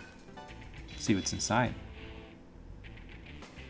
A charge shot. So that is an ammo type that we haven't seen yet. So, yeah, that'll come in fairly handy for us. Are you guys weak to fire? I forget. Nope, but you don't have much HP, so. Because you're already getting a, what's it called, just from that, so. A red HP thing from just getting hit by a little bit of attack, so. Okay. Let's get rid of you, and then just, yeah, just auto the rest of it. It'll be dead. Probably got like 30 HP somewhere in there. Nothing substantial. Oh, Surf, we're close to mastering whatever you've got there. But again, Argila won't eat, so she's not going to master her thing until a little while from now. Apparently, she ate quite a bit, though, when we were at Ground Zero, because she's almost done mastering what she's got there, so that's interesting. Oh, yeah, the charge shot. Would it be status? Yeah, I think. No, item. Item is where it is. There it is. So the charge shot that we got is much more powerful than the bullet that we have. It's also electrical elemental, which is pretty nice. I'm going to give that to Argila, actually, so that she can make use of it later on. Not so useful for her just yet, but it'll come in pretty handy for her in the boss fight of this area to give you an idea of what I'm planning on doing with it. It's not that the boss uses force elemental skills, it's just that... well, it'll come in handy, just trust me on that one. Okay, nice and varied type of bunch of enemies here, so let's try this first. And then the middle one is weak to fire. So we'll do that. And then we'll do that, and then we'll do this. Gotcha. See, not too bad so far. The first dungeon kind of gives you a little bit of wiggle room to kind of try to understand the press turn system a little bit first before you really start getting into the interesting stuff. Anyway, Surf has mastered his mantra, so he has learned how to devour his enemies specifically in battle, and he also learned Hell Thrust, which is a halfway decent physical skill. Excuse me. So, let's set those both on his skill set. Let's see, how do I want to do this? We'll set the skills first, and then I'll reorder them. You can actually press triangle to rearrange things. So I usually, like I said, I usually like to have my Void skills at the bottom, and then I keep Devour. It's a hunt skill. What's a hunt skill? Well, I'll talk about it when we get in the next fight. Although I think they might give you a tutorial on it at some point, but usually I'll keep like my magical skills or my physical skills up near the top. I guess I'll do physical, magical, hunt skills, and then Voids. We'll do it that way. At least for now. Let's see, where exactly are we here? We gotta go down. So Harley went through that door that went up there. So if we go down here, we'll be just ahead of that little passageway that we saw, but we went up the stairs first. So let's go this way first, see if there's anything over here. And sure, I'll hit a switch. There's a ladder, so I think there's a ladder anyway. If there isn't, we can just go straight back through, so... Ah, okay.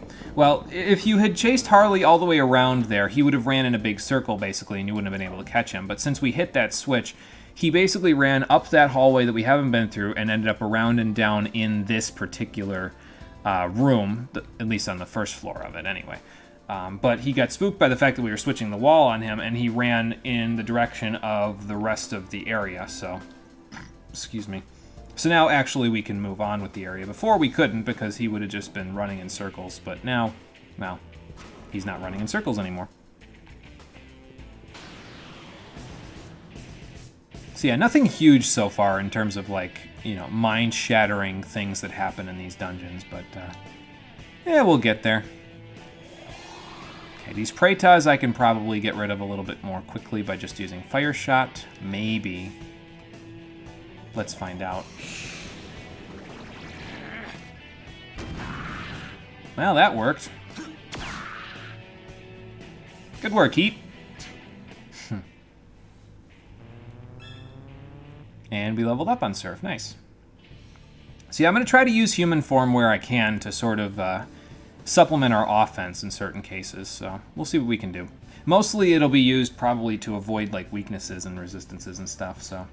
At least that's how I see myself using it anyway. This is an even level, yeah, so we're going to do this.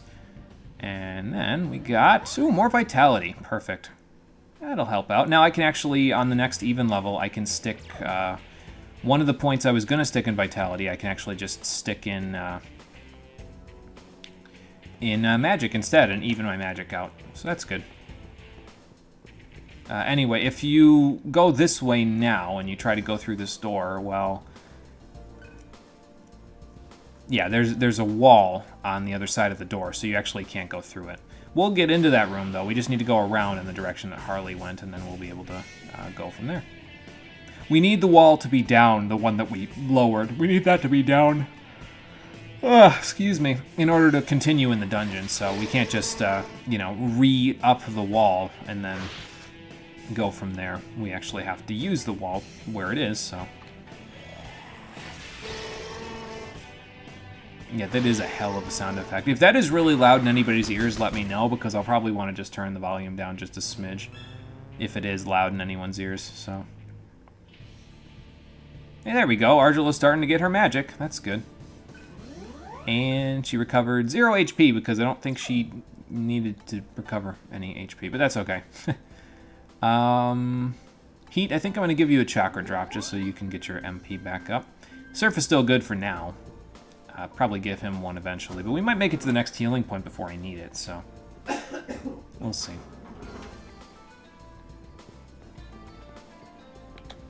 Let's see here. Boy, this looks kind of familiar, except there's no, like, fine dining stuff here. Or a healing point. Boy, both of those would be nice. Okay, so these guys are weak to ice. Let's get rid of them. And then we'll just do it the same way we did previously, where I pass on Argela's turn. Because she isn't eating right now, she's mostly just going to behave as a healer for now, which doesn't really help us kill things faster. I find in this game, at least or actually, frankly, in most SMT games, I personally find that the best defense is a good offense. Because if you kill your enemies, they can't kill you. So...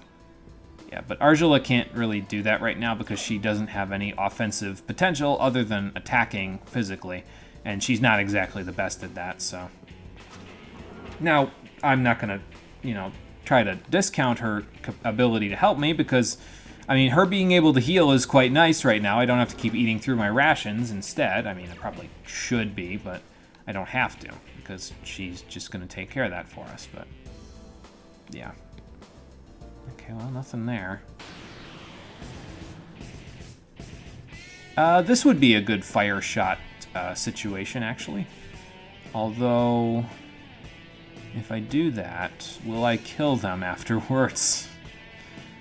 I don't really know. I'm going to Void Ice the first turn, and then we'll Fire Shot next turn, I think. So let's do... prior damage to the slimes, I think, is all I really need, and then they'll die. They're resistant to physical attacks, these slimes, but any magical attacks will do pretty good damage to them, so... And that should eat through most of their turns. Also, if enemies miss, by the way, they actually... It's almost the same as you voiding an attack for them. They lose a second press turn in addition to that. Now, if there are enemies that, let's say, repel or drain attacks, then it's a little different. And I'll talk about what happens with that when we actually run into something that drains or repels our attacks. But we haven't run into any of those just yet, so we'll worry about it later. Okay, pass that off, and then Fire Shot! Give it to him, Heat! It didn't kill anybody. Hopefully this will. Okay, well, it killed the Ampusa. That's the only one I really cared about killing right there, because otherwise it would have probably hit Heat with Bufu, and that just would not have gone in our favor at all.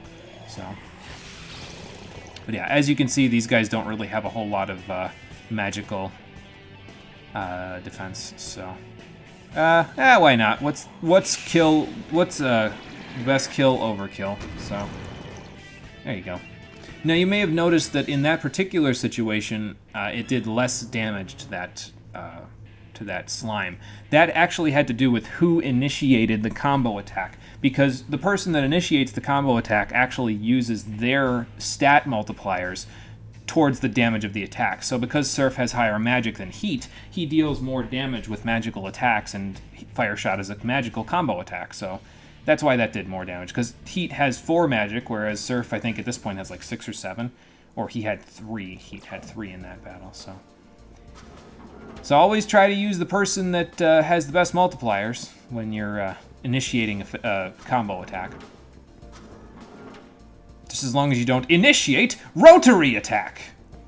Why am I making all these old references today? What part of my brain is deciding that that's what I need to say right here? Oh my god, okay. Let's see. You could use Void Ice and then maybe a Chakra Drop near the end of the fight.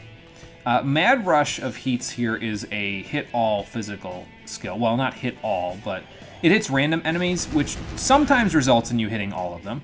And sometimes it results in you hitting only a couple of them, so, whatever. Time for another Chakra Drop.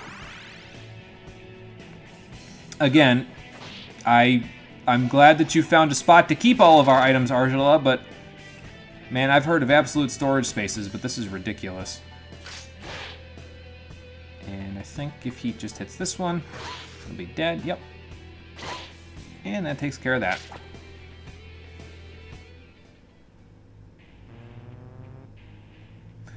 Very good, very good. Before I heal, let me go over here. And, ooh, there's a ladder. See what we got down here. In case it wasn't obvious, there's a healing point and a save point outside of the room that Harley just ran into, so yeah, boss fight coming up. Just in case that wasn't immediately clear by all of that. Usually when they give you those sorts of things, it means there's a boss fight coming up. Nice little treasure room down here, though. Chakra Drop, Ice Blast. The Ice Blast, by the way, is an item that you can use in battle that does basically a Mabufu. So, like, Surf can use Bufu just by doing this. But let's say I wanted Heat to use Bufu, or Mabufu as it is. I could just take an Ice Blast out of my pocket, or out of my throat, as it were, and then Heat can use Ice Blast. Everyone gets an Ice Blast! So. The enemies, by the way, are frightened that you saw there. That Cockatrice was frightened once I hit him with Bufu. I haven't demonstrated what that means yet, but it has to do with your hunt skills. So Devour is the skill that we got. It's a hunt skill. There's a revival gem. I think that's the one that revives you to full HP, if I remember right. So yeah, the cockatrice there was frightened. So when you see an enemy that's frightened, you want to use a hunt skill on it because it actually deals more damage to them. Now there's a trade-off there that we'll talk about in just a couple of minutes once we actually get through this little situation that we're in. Okay, well they didn't hit Argela while she was frozen, so that's the important part. Let's see, let's do this real quick. And then these guys are weak to fire and ice, so we'll just blast them a little bit. I'll use my turn to get prior damage on the Empusa, and then we'll Bufu you. And then we'll Agi the Empusa. There we go. Didn't even need Void Ice. Well, that'll help a little bit. Yeah, as you can see, they had 2 press turns, but that ate up 2 entire press turns for them, so... let's see. Yeah, we'll just Bufu. We might not get the chance to demonstrate Frightened here, because these guys are pretty weak to magic, so, yeah. When we find out, or not when we find out, when we find another enemy that gets frightened, like another cockatrice or something, maybe I'll be able to demonstrate it then. But until then, we'll just do what we've been doing, so. That is a lot of enemies to deal with in one fight. Okay. Let's see. Well, first things first.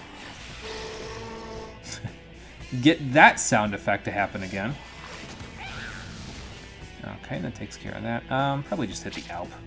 Oh, nice. I got a crit. Perfect. Because that will help out quite a bit with this. Let's try out Hell Thrust, shall we? And then do this, and that should be it. Yep. Ghost Stand, hello. How you doing? Welcome. Yeah, demonic summoning time, that's for sure. We are making our way through Digital Devil Saga. We've already summoned our demons. Now it's just a matter of whether or not we can use them effectively in battle. So we'll have to see how that goes. Alright, let's heal up since we're nearing a boss fight here. Because like I said, when they give you a life terminal and a save point outside of a door that an NPC just ran into, well, if we were getting any more obvious, it'd be kind of uncanny, wouldn't it?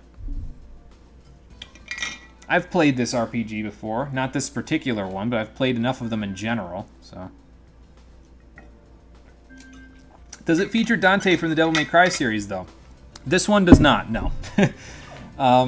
Nocturne does, but this one does not. So it's a little unfortunate, but it would have been nice if Dante made an appearance here, although he probably would have been pretty pissed at us because, well, we're not demons in this game, we're devils. There's probably a distinction there, but whatever. Let's see, I set Charge Shot on Argela, right? Yes, I did, and that's going to actually come in handy for us in the coming fight. So let's go in here, shall we? Oh, Harley, come out to play.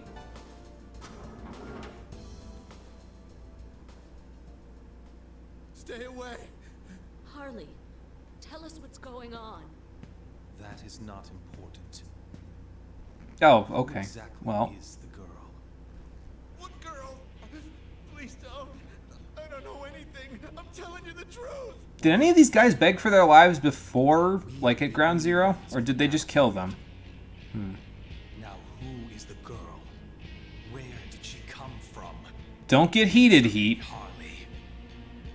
Why the hell can't I get that girl out of my mind? Oh, great. It's got him, too. I really don't know. Ow. Man. It's a sturdy window. I see now. He just threw that man like this was the death and return of Superman. Holy hell. Harley, are you okay? Did you hit your head? In this world, it's eat or be eaten. I mean, I guess.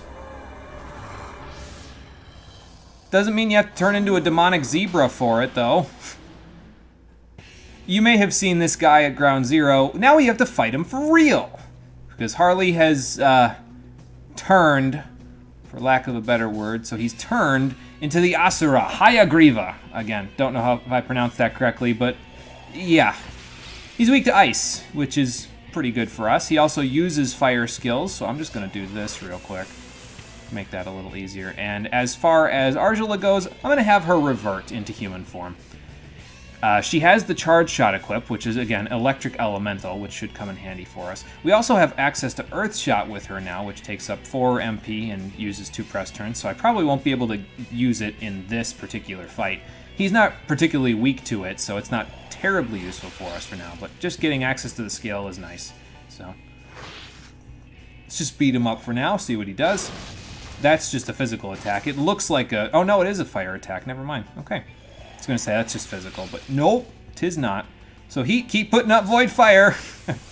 Get them press turns. And now let's use our charged rifle.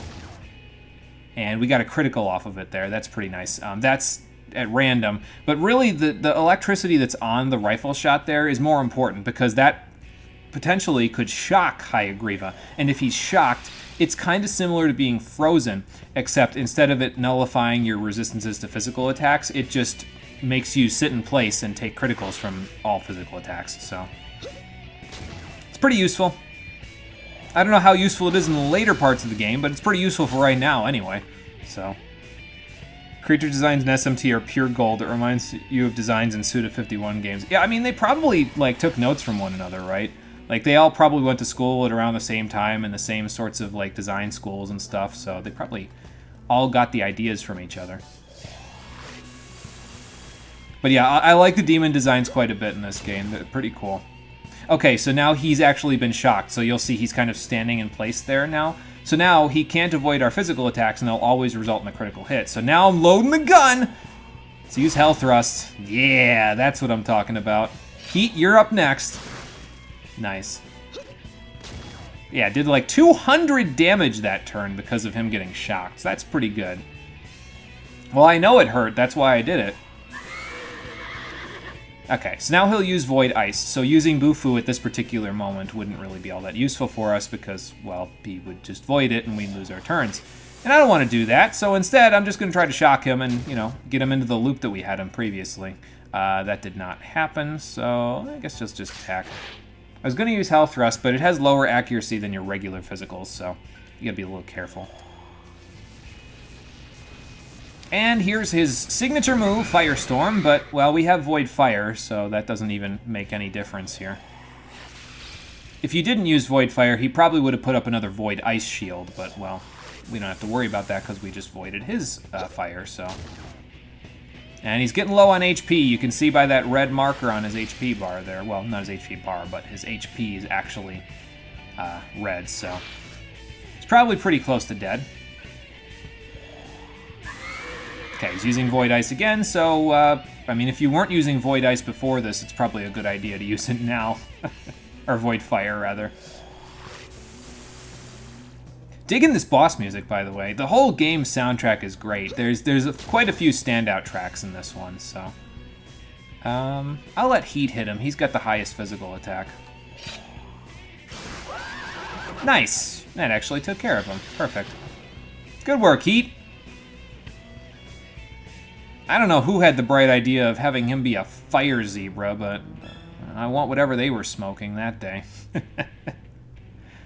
Okay, and it looks like we all leveled up, which is perfect. This is an odd level, so 3 agility for Surf there. Again, only using agility for now because it's only good in the low levels, if this is like Nocturne. They may have changed some of the formulas, and I may be dead wrong, but I don't know that for sure. I'm just operating on the assumption that this game's formulas for all of its damage and everything else works like Nocturne's because they run on the same engine, so... Oh, nice! Got a magic point. Perfect. That evens it right out for me. Perfect. Heat got a full heal, and Argela wasn't in demon form, but that's okay. What'd she get? HP. Okay, that's fine. Well, Harley's dead. We tore his flesh open and devoured his insides. So that's fantastic. Let's get out of here. And that's a quite literal thing, Ghost Hand. You weren't here at first when they talked about that, but the reason why we gain experience and Atma points at the end of a fight is because we literally eat our enemies. Like cannibals. So. Well, you probably feel weak because you're not eating, Argela. If you'd eat, you'd be okay. I mean, again, it's cannibalism, but... It's the law of the jungle here, you know? Okay, so some of the members of the Vanguards are still left over, and they've decided they'll actually follow us, so... I mean...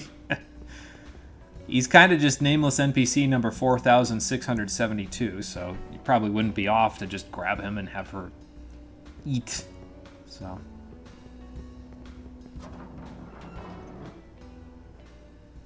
We'll go talk to that person that was outside of here in just a minute. Although I think all they say is just, hey, you can use our vendor now because, well, you know. Okay, we don't want to buy a shot shell. It's better than what we have, but we don't need it, so. I don't think you can sell ammo in this game, though, as it may be evidenced by the fact that my ammo is not in here, so.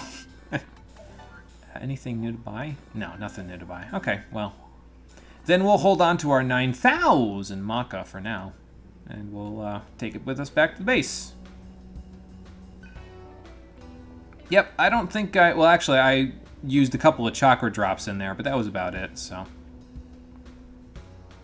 Cool. Glad that you're so forthcoming about it, because it could have gotten a little hairy if I would have had to, you know, try to convince all of you, because then I might have had to eat all of you.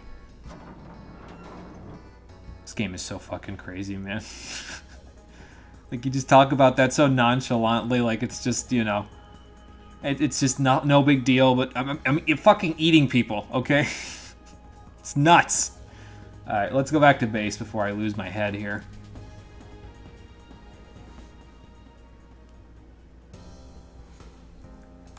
How's it going back at home base there, sir? Yep. Yeah, they kind of wanted to run away from us more than they wanted to fight us, but... Oh, I ain't complaining. Oh yeah, and this guy kind of mentions what I was talking about, where you can set who the party leader and the supporters are, and you can change up who does what, basically. Does this guy say anything new? Nope. Okay, I'm good. Thanks. Okay, that's that. Let's go head down and see if we can have a team meeting, so we can figure out what we're going to do next, now that we've kind of completely eviscerated one member of the... Uh-oh. That's not good. Who the hell is that? Why is he attacking Dreadlocks? Did they say who Dreadlocks is yet? I don't know if they showed his name on screen yet or not. Oh, that's not good. That is Gale. Oh, okay. Wait, Gale's the dude that was with us a minute ago. In the base, wasn't he? Man, this isn't gonna be good.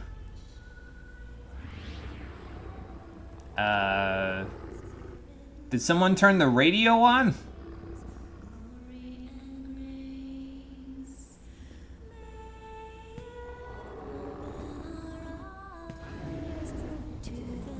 Well, you know what they say. Music soothes the savage beast. I guess it's quite literally true here.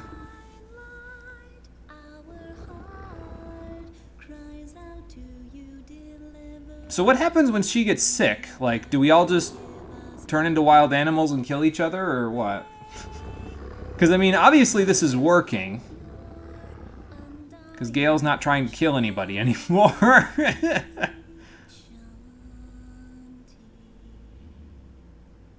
He's like, God damn it. What the hell was that? Why can't she hug me like that? Or she hug me like that, rather. That was a song?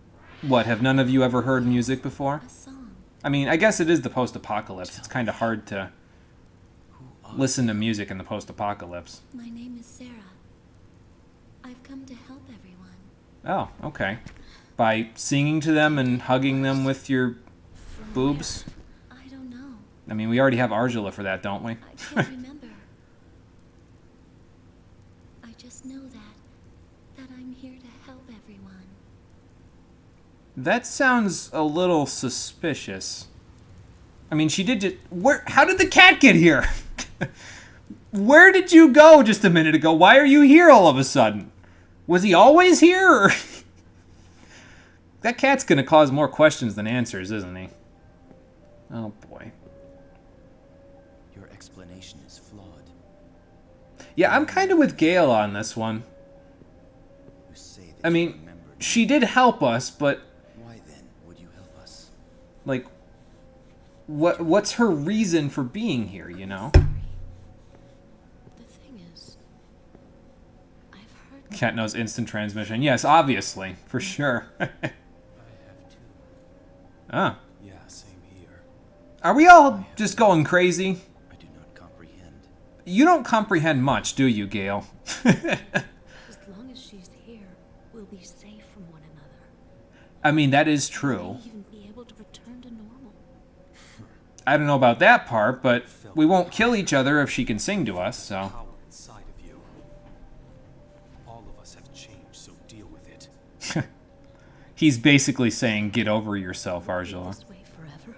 I mean, I don't know about forever, but Regardless, we're like it right now. resolved. And if Sarah can't fight, it's probably not a good idea to bring her into the dungeons with us. Actually, I'm not sure if she can fight yet. We'd have to kind of figure that out. This is a transmission from the Karma Temple. All tribe leaders are to report to the temple immediately. Oh, okay. For what purpose? Dissemination machine. That's on a need-to-know basis, and you don't need to know. Permitted. I mean, yeah, that's basically what I just said. Immediately.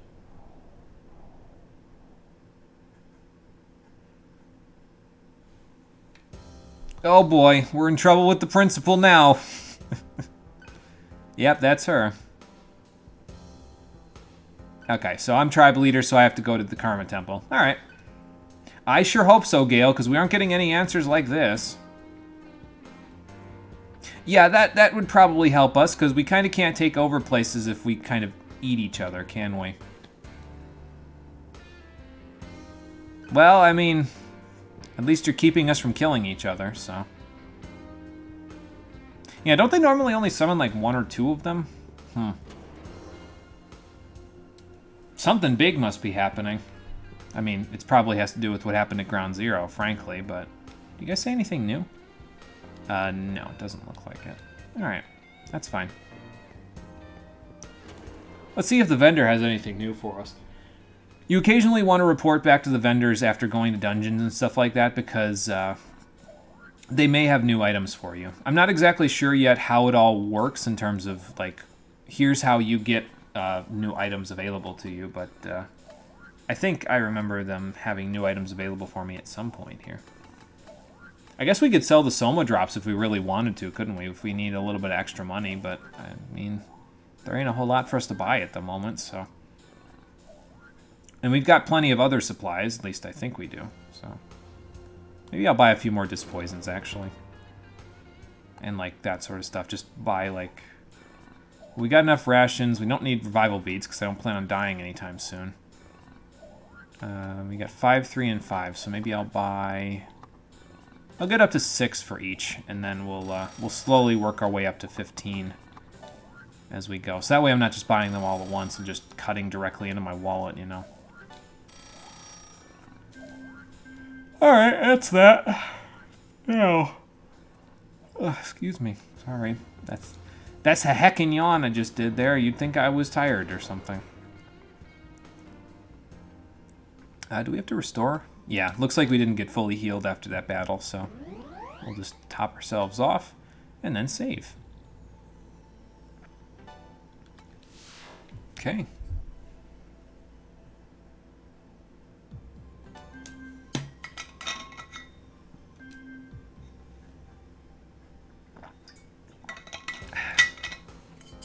Alright.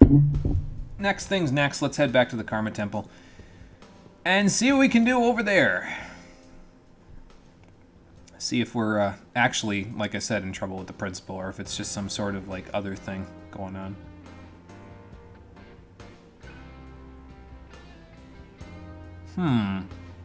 That's a good point. No, I mean, you were far more robotic about an hour ago. He definitely was more robotic before this. Well, yeah, that's what I'm hoping, so... Right, yeah, so they should be able to... What are you gonna do, eat them too, Heat? Good lord. But yeah, so there is an actual in-game story reason as to why the actors were told to deliver their lines in the early parts of the game, and still, in some cases, in a rather flat, monotonous way. It's not. It hasn't been explained yet, but there's a reason. There's a reason for it. Just know that much. There's a reason for them acting like they have no emotions, basically, and like they're flat, monotonous. I forget if the game directly tells you what it is. You can kind of almost figure it out for yourself at this point, honestly, because I mean, I figured it out at this point, but I don't want to tell you because they haven't directly come out and said it yet, so. Okay, so yeah, Sahasrara is the Karma Temple's area, so we're going to go over there. And we'll see what they want. Excuse me. Yeah, that looks like the world that never was. Well, that's just great. Probably going to be coming back here near the end of the game, if not before. Right, yeah, so you can't fight in the Karma Temple. They won't let you, so. So they've never done that before, huh? Yeah, I guess so. What? The cat?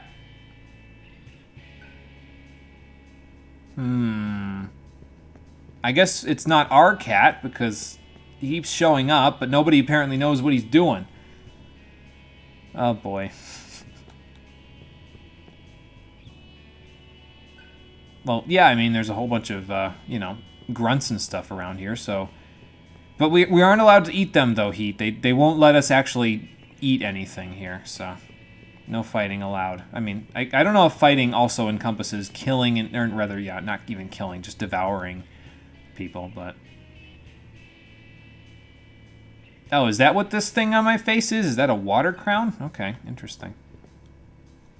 So there's, in addition to the Vanguards, there's also the Maribels and the Solids, and there's a couple of other groups that we haven't seen yet, so... Well, I mean... Yeah, you haven't seen my demon form just yet, so... Yes, we did. we already know what our demon forms are capable of because we transformed into them. Apparently it's not, like, instant for everyone, though, because, I think we were all branded if we looked at everybody. I mean, like, the Dreadlocks back at the base was branded. His name is CeeLo. I'm just going to say his name is CeeLo. If they haven't said that yet, we know everybody else's name back at the base that's important, so his name is CeeLo. He had one, and he hasn't transformed yet. Now, Gale just did, but yeah, CeeLo hasn't transformed yet, so... Something's going on here, and I got nothing in terms of what it is.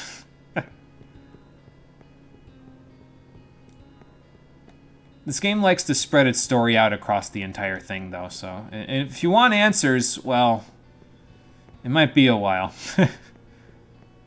Okay, well, we can't go that way just yet. I'm just going to fill out the map real quick while I'm here. We'll get the opportunity to do more with the map later, I'm sure. Because this place is way too big for this to be it, you know what I mean? Like, this place is just screaming, like, mid-game to end-game dungeon to me, personally. And, I mean, there's a save point here, so, like, evidently you're probably going to be back here. And, yeah, this is the Karma Temple 1. So this isn't even the only large terminal here. They indicate large terminals by numbers, and then the small terminals are indicated by letters. So this isn't even the only large terminal in the Karma Temple. So if that doesn't tell you that we're going to be back here doing something later, then I don't know what will. But enough about that. Let's go see what the Karma Temple wants. Right, so no fighting allowed. I got it. Yep.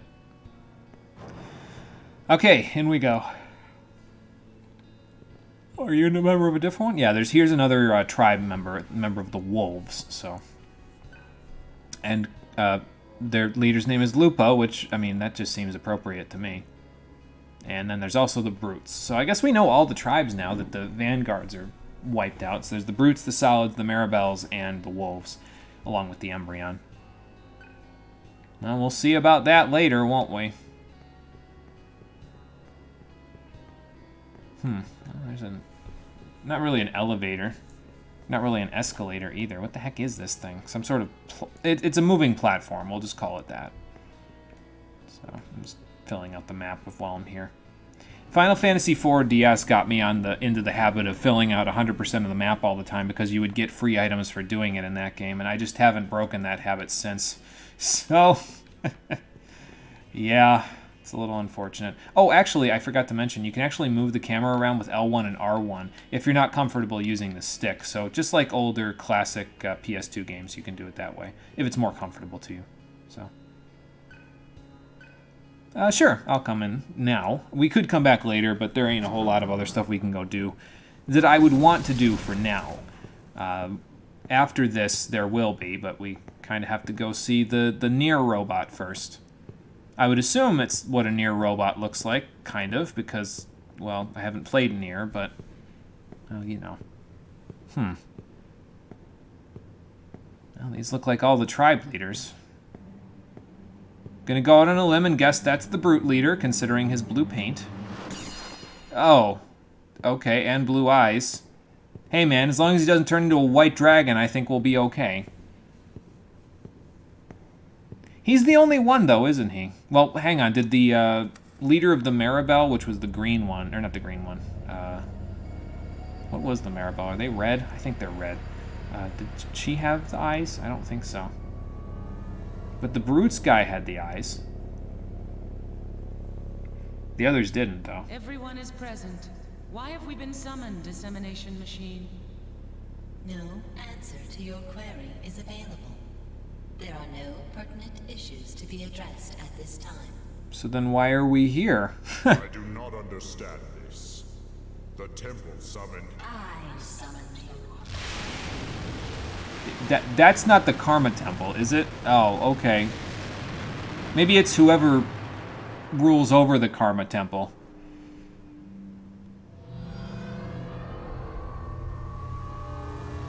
Okay, then.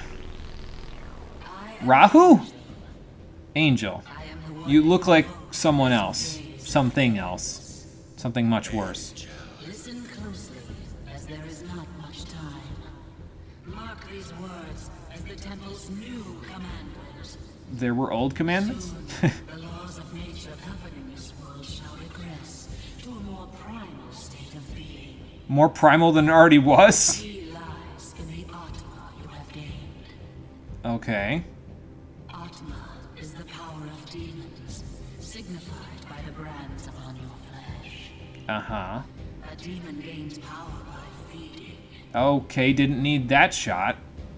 Rend, slaughter, devour your enemies. There is no other way to survive. You cannot escape your hunger, warriors of purgatory. Sounds like a pretty shitty deal to me. The essence of your new selves, your karma, you cannot yet understand. So when do we understand? Wish to learn the truth. Slay those assembled here and ascend to Nirvana. All that you desire shall be granted in Nirvana. This is a trick, isn't it? End the stalemate with your newly awakened powers and fulfill my commandment at once. Uh-huh. You speak words that we do not understand. Aside from our new power, nothing has changed. Incorrect. There is one addendum. The black-haired girl. Okay. One tribe will conquer this purgatory and seize the black-haired girl. Nirvana shall open its gates to this tribe alone. Oh, yeah, that does add a bit of a caveat now, doesn't it? So the girl's name is Sarah. We already know that. Probably not a good idea to reveal that information to every other tribe leader that's here. So who is she exactly? What did you call me? If you plunge the truth, Sarah, bring her into Nirvana, devouring everyone in your path. Okay. Remind me not to get the god monster inside of the karma cylinder angry the next time. The temple. Yeah, language, lady, what the hell? System inquiry. Oh, great. Now they're referring to me as that. Fantastic.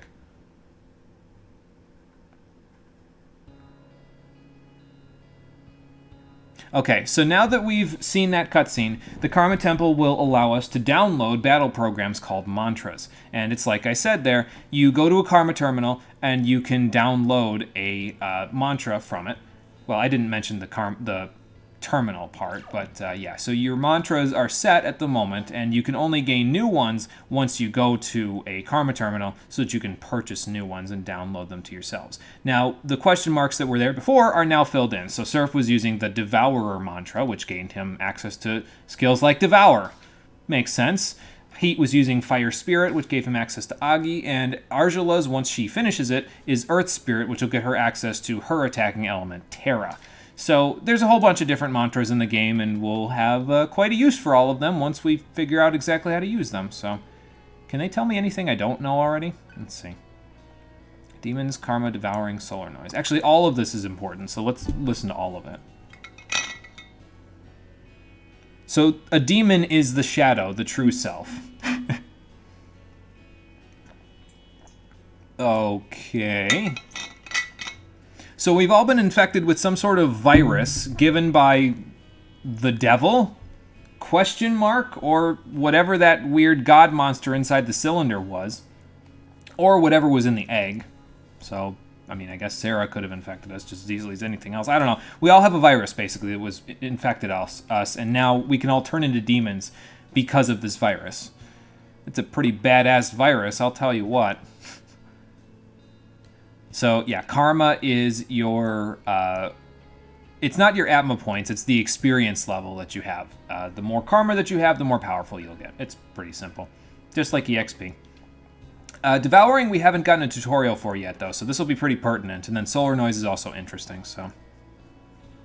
Oh, okay. So, yeah, Magnetite is... It's almost like... I mean, Magnetite is a real thing. If I recall correctly, it's some sort of... I don't think it's an element. It's like a magnesium offshoot, if I recall correctly. It's like a charged magnesium particle.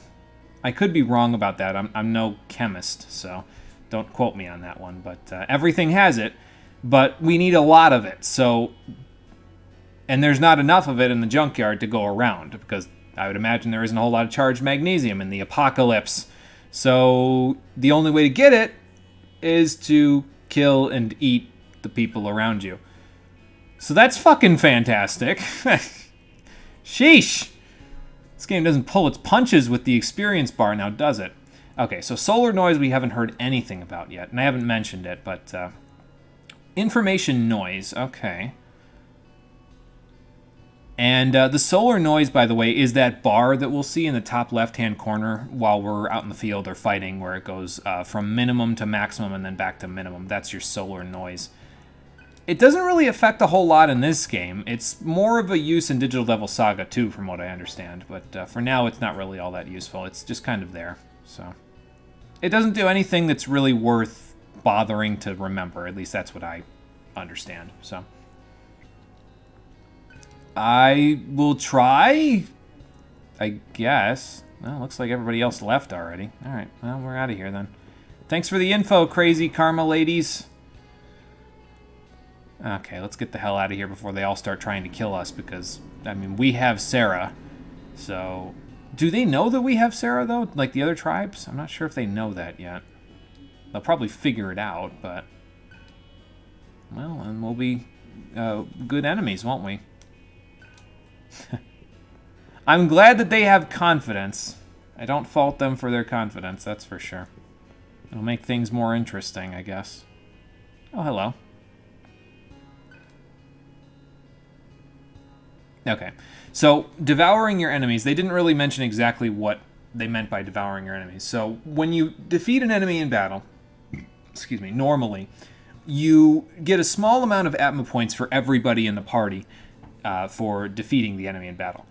What this guy's talking about in terms of using hunt skills is if you use a hunt skill in battle. So like, let's say Surf gets an enemy to the point where they're basically dead, and then he uses, not Hell Thrust, Devour, to kill the enemy with. If it's the final blow, then Devour if it's not the final blow, Devour works like any other physical attack, basically. But if it's a hunt skill and it gets the final blow on an enemy, you actually take all of the Atma points that the enemy would have given to your entire party, and you give them just to that character. So, like, let's say I have a mantra that I really want Surf to master really quickly.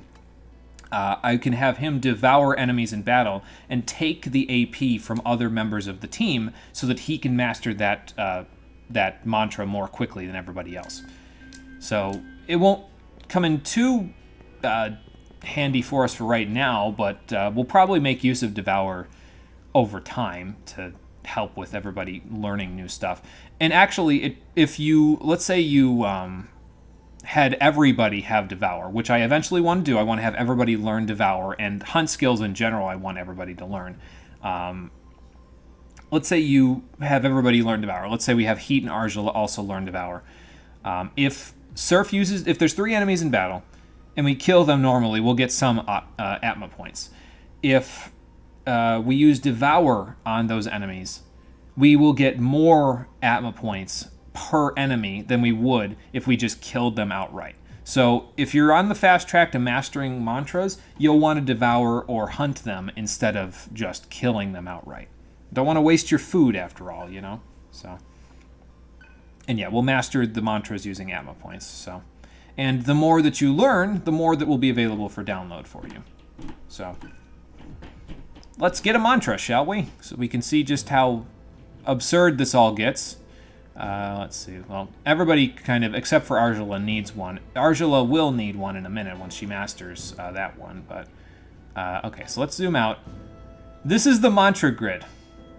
So as you can see, there is a lot going on here, and we will we'll eventually make use of most of the stuff that's on here. You don't need everyone to learn everything, but it's probably in your best interest to have every member of your party learn hunt skills, which are these top ones here, these 4. So the rest of them it depends on the skill. So like these are all hunt skills up on the top here, even though these are unknown, I can tell you for sure these are hunt skills.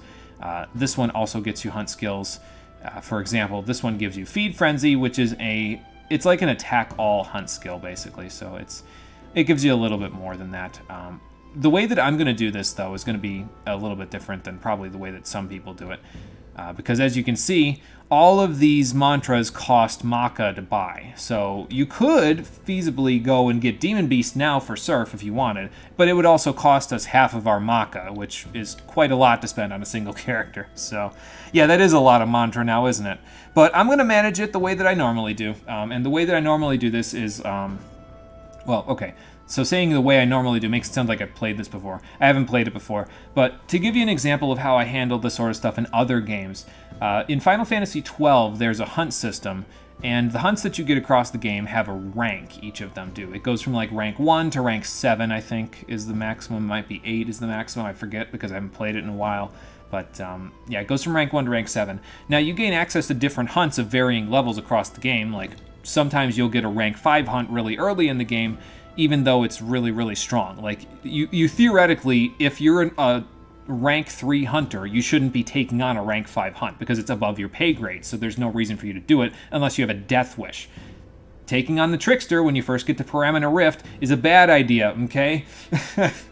If you haven't played Final Fantasy XII yet, don't worry about it. Just know that what I just said is a bad idea. Same sort of thing here. If you try to master the high-end mantras, you will get some benefit out of it because you'll get some powerful skills out of it. I mean, Feed Frenzy is an AoE hunt skill, so yeah, that's a pretty powerful skill.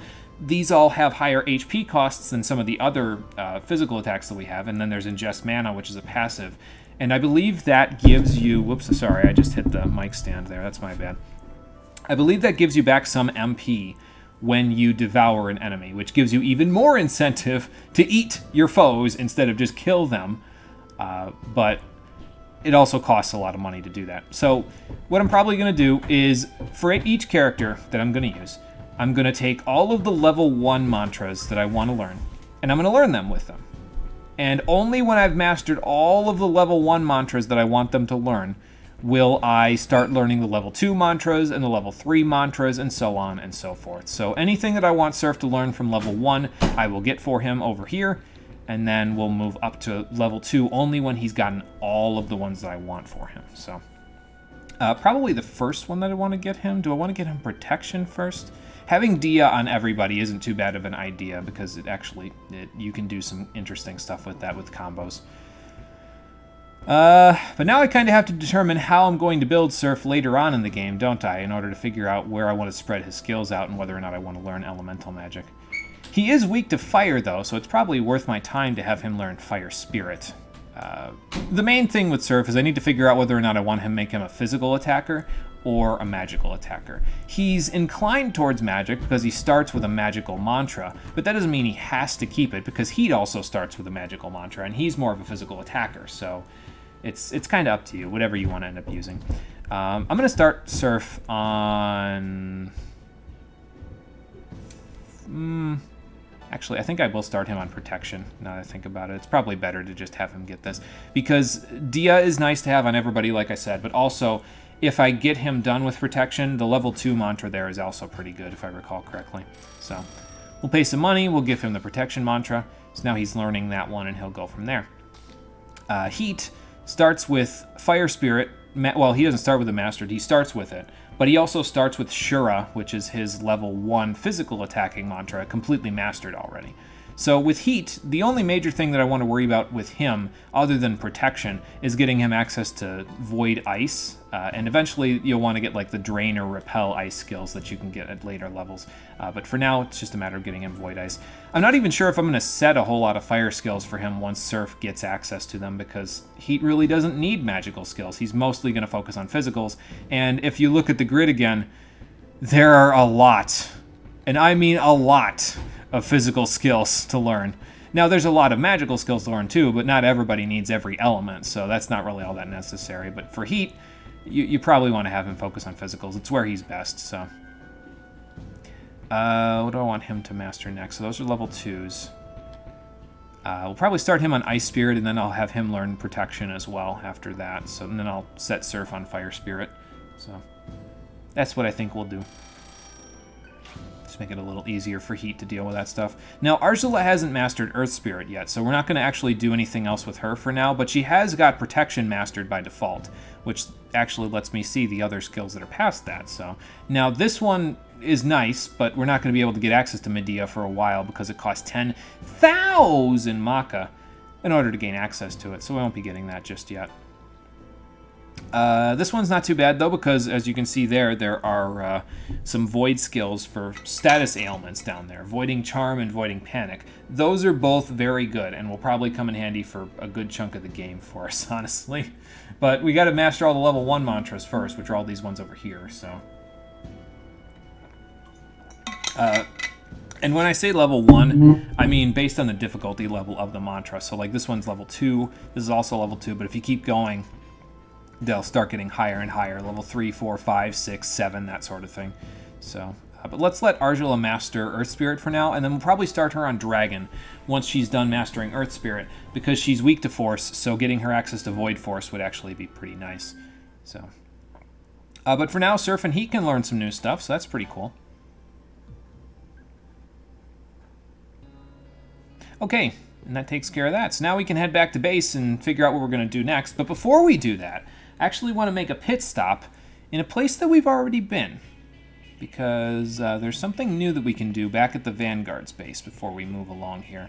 I might even call it a day after we're done at the Vanguard's base. It'll depend on how long it takes me to get through here, so. Okay, yeah, you go do that then. Yeah, one way or the other, we're all going to be demons eventually, if we aren't already. What do you know? Oh, well, yeah, that's true. Apparently this guy knows the Analyze skill. Unfortunately, Analyze doesn't work in all of the battles that it actually would help in, aka boss fights. So, yeah, I don't usually use Analyze all that much. Yeah, we need to get back to HQ and talk about this stuff, so. I'll explain when we get back there, but before we go there, we're going to head back to the Vanguard's base, because I need to not have a chat with them, but I need to see if something is available over there. I think it's available right now. If it's not, we're going to be doing a whole lot of walking for no reason, I guess, but, well, we'll figure it out. Yep, everybody got it, so. You're just going to follow me through the whole game, aren't you? Oh, boy. Oh, okay. So, yeah, they must have let everybody know about the hunt for the black-haired woman. The hunt for Sarah. Alright, well, we're out of here for now. So let's go back to Svadhisthana and see if the thing that I want to do is available now. I don't know if it's available now or if it's only available after you do the cutscene that's at the base. Maybe I should go get the cutscene at the base first before we do this. Just to make sure that I've got it, you know what I mean, before we go off trying to do any side quests. So let's go back to the base first. We'll do that and then we'll go from there. Okay. I don't think we need to talk to everybody every time we come back here. It's not really all that necessary. They pretty much probably say most of the same things, so I would assume anyway. Alright. Team meeting, and then after team meeting we'll, I mean, I'll talk to my party members, I guess, but... yeah, that's what everybody's saying. Her black hair is apparently pretty unique around here, so... that is the question. I don't know if we'll have an answer for a while there, Arjula, but... okay. So, team meeting is all the way over there. Once we have team meeting, we'll develop a strategy, figure out what we're doing and where we're going, and then we'll go from there. So yeah, we have to kill everyone else, but... Sarah, bring her to Nirvana. yeah. Is that all she had to say? That was the gist of it, yeah. I do not know this name. Yeah, it doesn't ring a bell, so... Truly remember nothing? you don't know who Angel is or any of that stuff?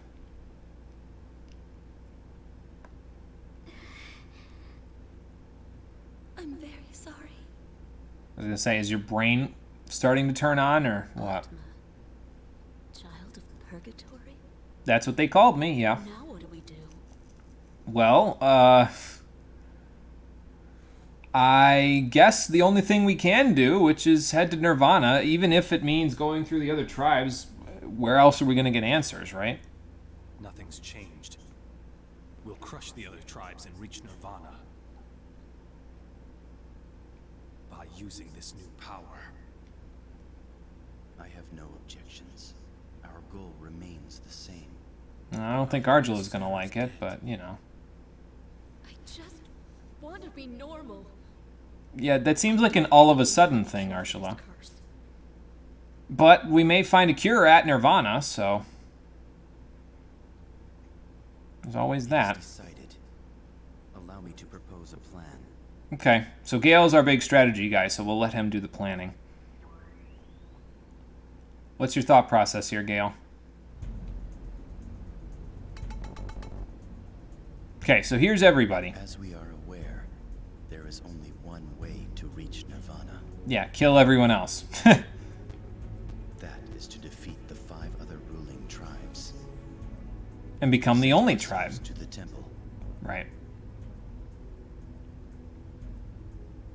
The largest tribe, the Brutes, is presently struggling against the wolves.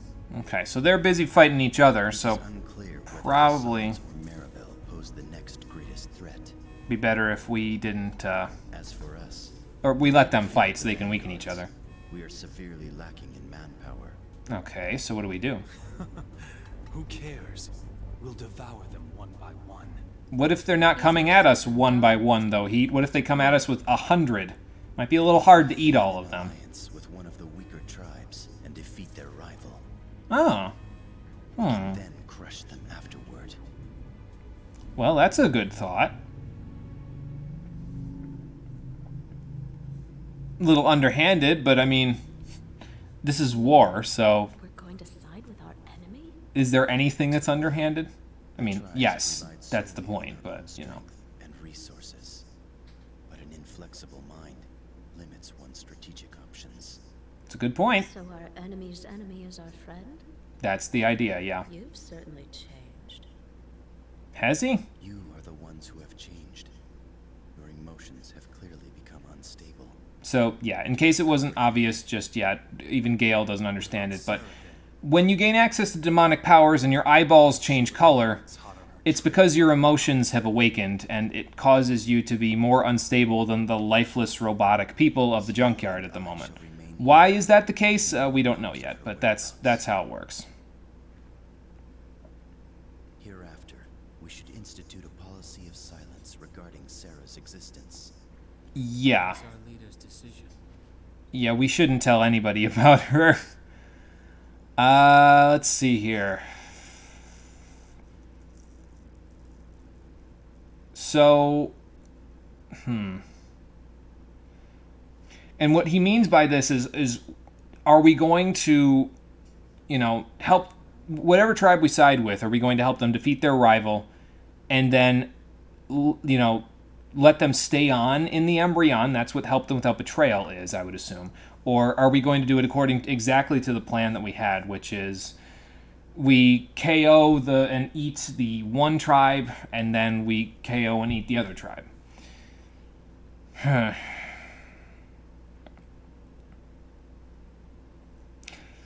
Well, I actually don't know how much these decisions matter, so I'm kind of trying to treat them as if they're very serious. It's what I usually do in these sorts of games. So do I want to be a good guy or a bad guy? Man. I kind of like this one, because what this would mean, if you help them without betrayal, is that we have more numbers, right? Because if we don't betray whoever we side with, we have more allies to help us reach Nirvana, and we are severely lacking in manpower, like Gale said. We don't have enough. Our base is a little crack in the ground compared to everybody else's bases, which are gigantic. So obviously we don't have the manpower to really take over against the brutes or the wolves, even when they've weakened each other. What if they side with one another? You know what I mean? So we might need the strength of 2 whole tribes, and in this case it'd be like 2.5 because of the vanguards. So we might need the strength of 2.5 whole tribes just to take on either the brutes or the wolves by themselves. So I think I would rather help without betrayal, because worst comes to worst, we just get a few more allies, and then their leader sides with us, and then we've got some more strategic information from them. So I'm gonna pick this one. You're too naive. I figured you'd say that. Kill us. Yeah, I know, but again, Heat, we need the numbers. We head to the Mirabelle's territory. Their boss is skilled, but the individual members are weak. Okay, so the boss of the Mirabelle is Janana. It's kind of hard to read there, but... It is advantageous for them to accept us, and defeating them will not pose a problem. Okay, well, in the event that we have to, yeah, there's that. Yeah, that's the question, isn't it? Be a good guy or a bad guy, exactly. I guess I picked a good guy in this case, so we'll see how it works out for me. Yeah, she's kind of having trouble with her memories, isn't she? So... Well, maybe if you awaken to your emotions, you'll figure it out, Gale. Of course, you're our strategic planner, and you're the most monotonous of all of us. If you awaken to your emotions, what the hell's going to happen? Are you going to turn to a sniveling chicken like Harley? Well, yeah, that's a good point there, Cielo. Yeah. If she wasn't here, we probably would have all eaten each other at this point. Or at the very least, Gale would have eaten you, and then Argela would have eaten me if I didn't end up killing her first and then eating her, and then she would have tried to eat Gale, and then whoever was the winner there would have figured it out. The point is, we're all here. That's the point. Well, we kind of have to go to other tribe areas and eat them, Sarah. It's part of the rules here. I mean, we could just sit here, but someone would invade us eventually, and if they're here, there's a higher likelihood of them taking you, which is not good, so... Excuse me. Well, I mean, that's a good way to look at it. Yeah, so we just got to keep fighting in order to go from there. So if Argela... At this point, Argela will eat enemies when she's fighting them in battle. She didn't really have that resolve before this to eat them, but now that she's made that decision, it makes more sense now that she would actually say, yeah, I'm just going to eat people because it'll mean that eventually I'll be able to get back to normal. So... Yeah, or Heat would have eaten me first. Yeah, that's a good point, because Heat doesn't really seem to have too many qualms about that now, does he? Oh, boy. Alright. Well, anyway. Before we finish up today, I would like to see if I can go and do a little side quest, because if we go back to the Vanguard's base, we can actually do something over there. Think of it as me, like, kind of allocating all of my resources and making sure that I shore up any of the other resources that we haven't gotten from the Vanguard's base before this, so...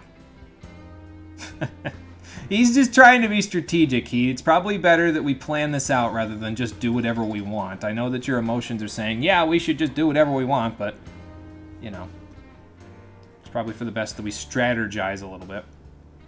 Yeah, anyway, I want to go back to the Vanguard's base because there's something we can get there, and think of it as me taking stock of all of our resources, basically.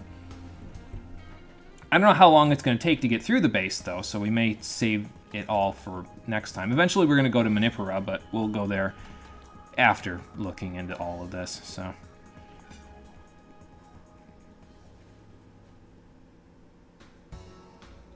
Oh, hey, there's some new people here.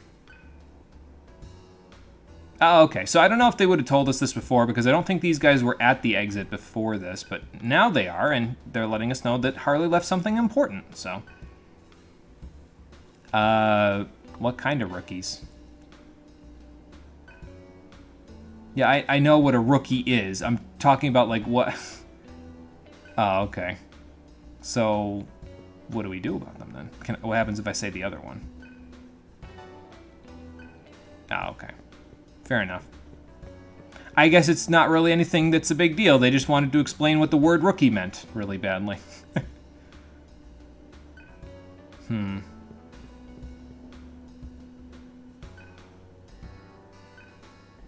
Well, I mean, I'll do the best I can, Argela, but you do need to eat, so...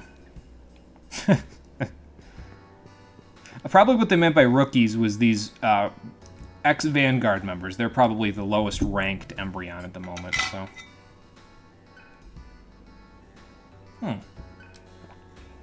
I wonder what she means by that. Remember that for later, because we don't have any cells to exchange at the moment, but we will later. Oh, okay. So probably what they mean by these rookies, it's either the ex-member of the Vanguards, or they're talking about the demons that will still meet inside of the ruins here, even though we've, you know, cleared the whole base of Harley. That's the main thing. So, let's see. That's the basement. And that's Harley's room over there. So I think we gotta go all the way back in order to get there, but that's okay. Unless there's a way to get there from here. No, doesn't look like there is. I mean, if we could get on the other side of that wall, we probably could, but I don't know if you can do that. Anyway, let's just make our way back. We probably have to fight all the way through, but no big deal. Again, I don't mind really going for a little bit of length on these episodes if it's the first episode. That's not really a big deal to me. So. And coming back here is helpful anyway, because Argela needs to finish off learning Earth Spirit there. Although thinking about it, I probably should have just had Heat learn Devourer first, shouldn't I? So that he can gain access to eating enemies. Maybe I'll fix that at the next terminal I go to. I don't think you have to re-buy a mantra. Like, let's say you stop using a mantra for, like, a little bit, then you want to go use a different one. I don't think you have to repurchase it. I think it's just there forever once you buy it the first time. Otherwise, we would probably be getting a hell of a lot of money in this game, so... Excuse me. So through there, through there. Hopefully all the walls are down now. That'll make it a little easier to get through here. Excuse me again. Let's see. Praetas. Well, it worked before, so it'll probably work again. And then past this one, and fire shot! Again, we don't have Miragi for now, so... using fire shot in place of Miragi would probably be pretty useful for us. The enemies in here probably won't be anything too substantial, though. So, there's a wall up there. Okay. Just trying to make sure I know what I'm missing if I don't go to certain areas, so... Although I could probably... No, that doesn't... what's it called? That doesn't hit a weakness. I'd rather hit a weakness if I can. Okay, pass your turn and fire shot again.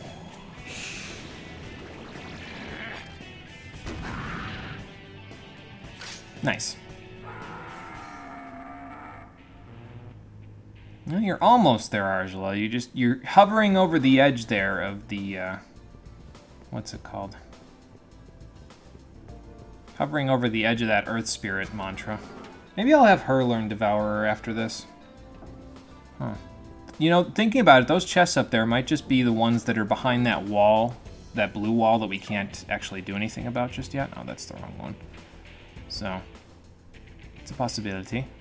Oh, we need to go upstairs here because that wall is there, so then I need to use the ladder to get through.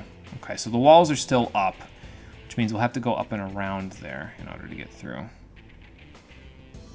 To get to that section over there. Okay. So go up, and then go down, and then go through. All right. It shouldn't take too long to rerun through this place. Just a matter of how many battles we get into, you know. So, of course, you know, Mabufu would be pretty nice in this particular situation, but no, whatever. We don't have it. Not that we really need it. They apparently don't have a whole lot of HP, so.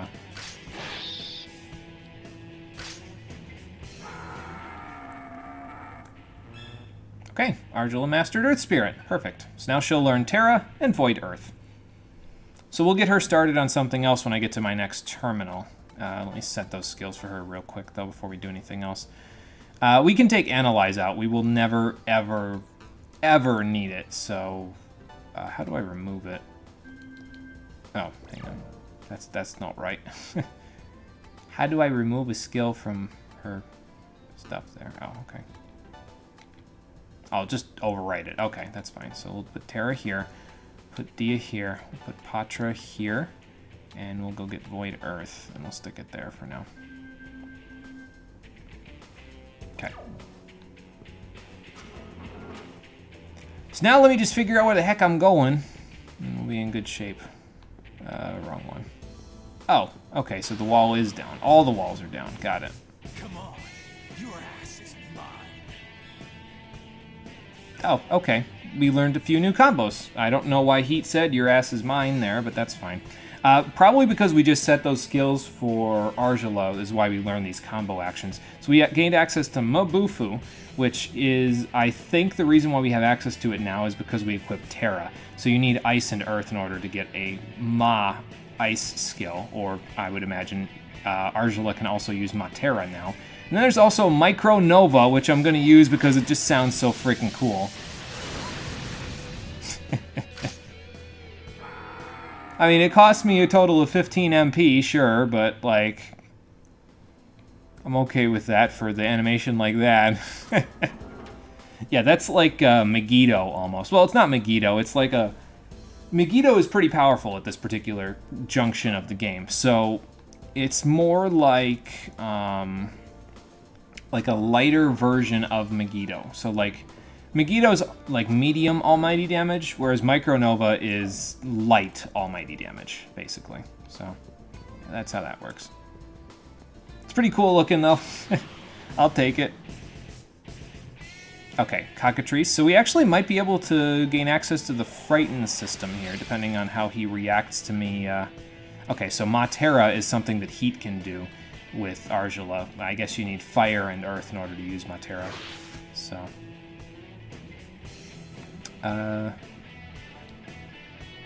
let's see. Well, we're probably not gonna get the Frightened thing here because this guy's gonna die to one more attack, probably.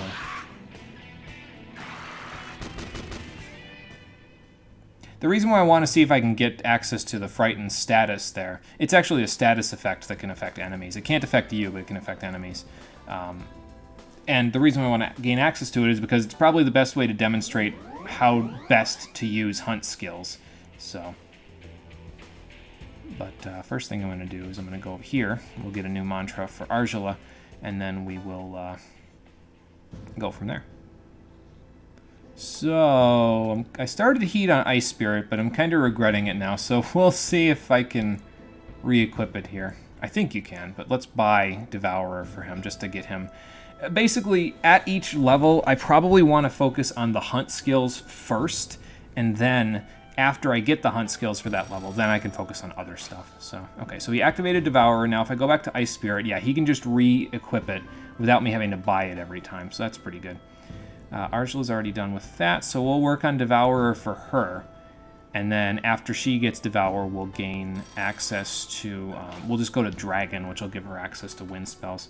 I probably should have somebody learn electrical elemental spells here somewhere, too. But I'll figure that out later. It's not important yet. I should save, though. So that if I get Shrek'd on the way to Harley's room, I don't have to worry too much about it. There we go.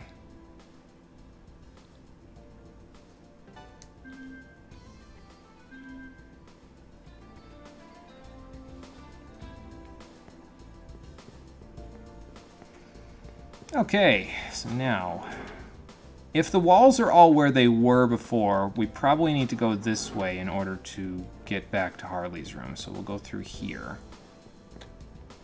And then, I was about to press the map button, but okay, game. Let's see here. Probably we'll go like this. Let's see if I can frighten this Empusa. Nope, just kill it. Okay, that's fine. Are you weak to Terra? I mean, you float, so probably not. Yeah, okay. Okay, and then... see if I can get you down to red HP. Okay, I did, but kind of killed you in the process. It takes a little getting used to figure out the exact timing and the amount of HP damage that you need to do in order to get an enemy within Devour range. I'll try, but... it might be a bit of a process. I'm sure by Digital Devil Saga 2 I'll have it down, but until then, we'll try to figure it out as best we can. I might be able to do it in this battle, though. So, like, if I do this... yeah, see, she's not quite dead, but she has that red HP. So now, if I have Surf use Devour on her and it kills her... that'll happen. So now Surf will get all of the AP for this battle. And as you can see, it's quite substantial. It gives you quite a bit. So it's probably a good idea to have everybody learn that so you can just, you know, hit the enemies to the point where they're almost dead and then devour them, and you'll gain a lot of AP. Now, there is a drawback to this, but we probably won't see the drawback too much, because I'll probably only have everybody eat like one enemy per battle, honestly. If you have one single person eat a whole ton of enemies in a battle, well, it hasn't happened yet, but it will happen eventually, so I might as well just say what it is now. If you have a single person eat a whole ton of enemies in a battle, they could get a stomachache. I mean, that makes sense. They're eating raw body parts and flesh, so of course they would get a stomachache from that. But if they get a stomachache, they can no longer eat for the rest of the battle, and they lose all of the AP that they would otherwise have gotten from the battle if they get a stomachache. So it's a really bad status ailment to get, especially early on in the game where you don't have access to an item that can cure a stomachache. We don't have an item that can cure that just yet. So because of that, it's just not a good idea to get into any sort of situation where you get a stomachache. If you're going to devour, just eat one, okay? Let's see. You did not quite die, that's fine.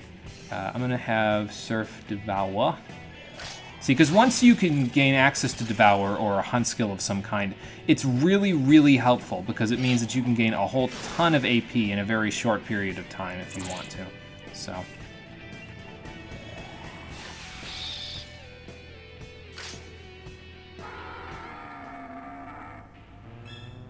Which also means that Surf will learn Protection fairly quickly, which is nice.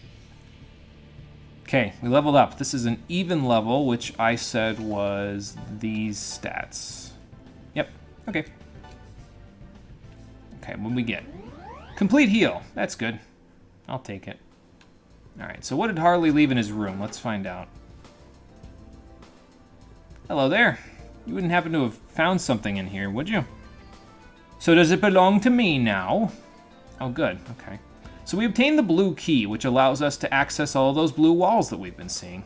So that's pretty good. Now if I can figure out how to get past this table, we'll be in great shape. Alright, let me look at the map real quick so I can see where the blue wall was here. It's over there, which is over by... Okay, it's not too far from the big terminal. Alright, so let's use the small terminal here to teleport back to the beginning of the base. We'll go to the terminal at the beginning, and then we'll head off to that blue wall. We still can't do anything about the yellow or red walls for now, but those are later in the game.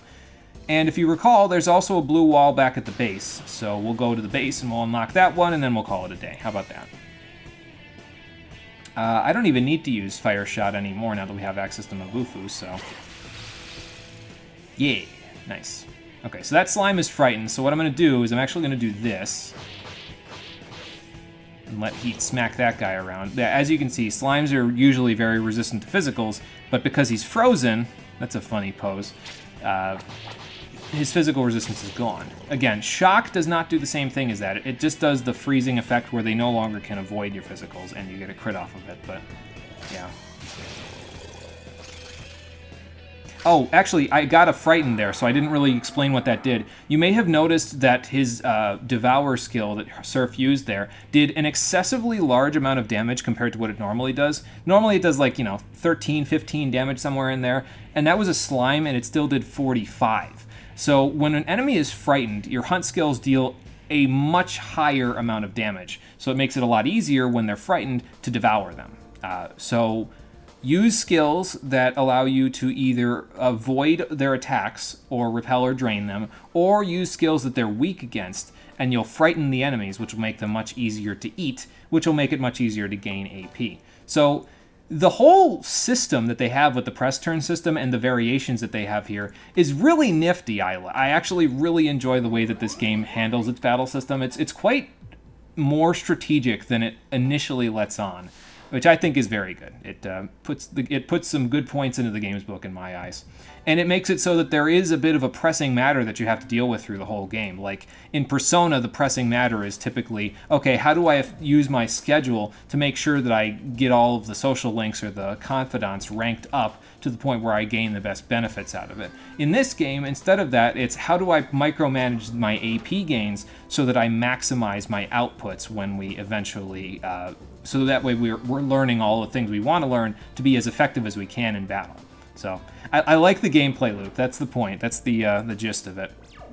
It's very interesting, and it's again, it's more than just a simple beat 'em up type of an RPG, So let's see. So they're not weak to Mabufu. Let's go to Heat's turn. Matera? They might be weak to Matera. Yeah, they are. Perfect.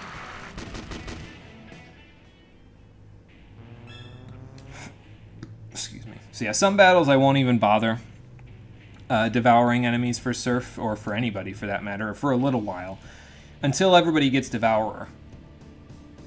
Excuse me again. The reason for that is because I want everybody to eventually gain access to Devour so that way they can eat things, just like Surf is, so that he's not hogging all the AP. I mean, he's the main character, so it would make sense if he hogged all the AP, because he's probably going to be the one that's with us for the entire game, but yeah, you don't want to, don't want to leave anybody out here. If he hits you, you're going to die, so what if I do this? Maybe Devour will work now, maybe. Or it'll do that. Okay, try again, Surf. There we go.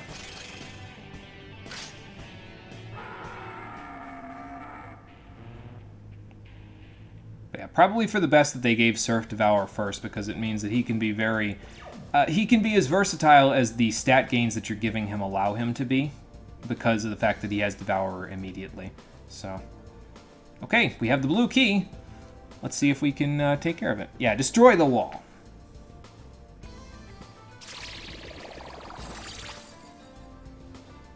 Nice. So the blue key is a special item, by the way. I didn't show it here. It's in here. Yeah, so it's there for every blue wall in the game. So it's not just like, oh, well, one use type of a deal. Pick which one you want. No. You can use it for any blue wall in the game, and it will destroy it. So. And then that I would imagine is an indicator that the blue wall is open, that little map marker with the arrows. So. Okay, so I can probably micromanage this a little bit to actually get, what's it called? Get some AP for Argila and Heat by doing that, and then having Surf devour this one. So that he can get protection pretty quickly and get him access to Dia a little faster than the others. Don't worry about it if the AP gains at the moment are a little slow. It's just because not everybody's using Devour, so of course they're a little slow. But it'll pick up once we can actually have everybody else hunt, so. Oh, nice, a Vital Noise. What's in this one? This one has a Power Noise. So noises in this game are stat-increasing items. So let's take a look.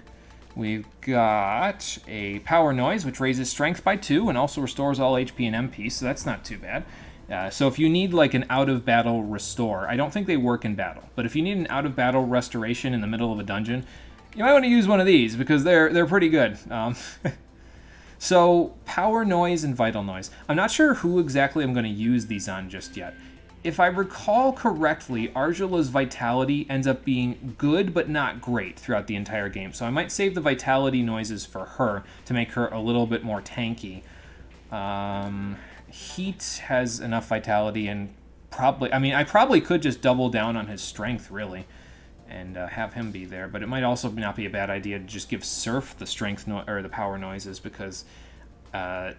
if you're not going to do a strength build, you don't need as much strength, but if I recall correctly, hunt skill damage is determined by strength. So it's always good for you to have at least some strength so that you're dealing a decent chunk of damage, and you don't have to directly rely on an enemy being frightened for your hunt skill to kill them. So, and everybody else gets about middle of the road strength except for Heat. He has a ton of strength, so he'll always be like the best person when it comes to farming up AP once he gains access to hunt skills, because he'll always have the highest strength, basically, unless you build Surf to be higher on strength than him. But probably not going to be doing that specifically for now. Again, I haven't exactly figured out how I'm going to build everything in this game, because frankly, I just made the decision to play this yesterday. So I didn't have any idea whether or not I was going to play this or a game on the GameCube until yesterday. So because of that, I said, I'll figure it out later. I'll play the game for now, I'll get a feel for it, and then I'll figure out how I want my notes to go afterwards, so. Okay, but let's get back to the large terminal. We will heal up a little bit. Actually, I might just go straight back to base, honestly. And once we get back to base, we'll go hit up that blue wall. We'll go to our large terminal, we'll heal, and then after that, we'll go to the... what's it called? We'll call it a day, and then on the next episode we'll go to the Maribel's base in Manipura. Again, I don't know if I'm pronouncing that correctly. Apologies if I'm not. I have no idea what I'm saying. Okay.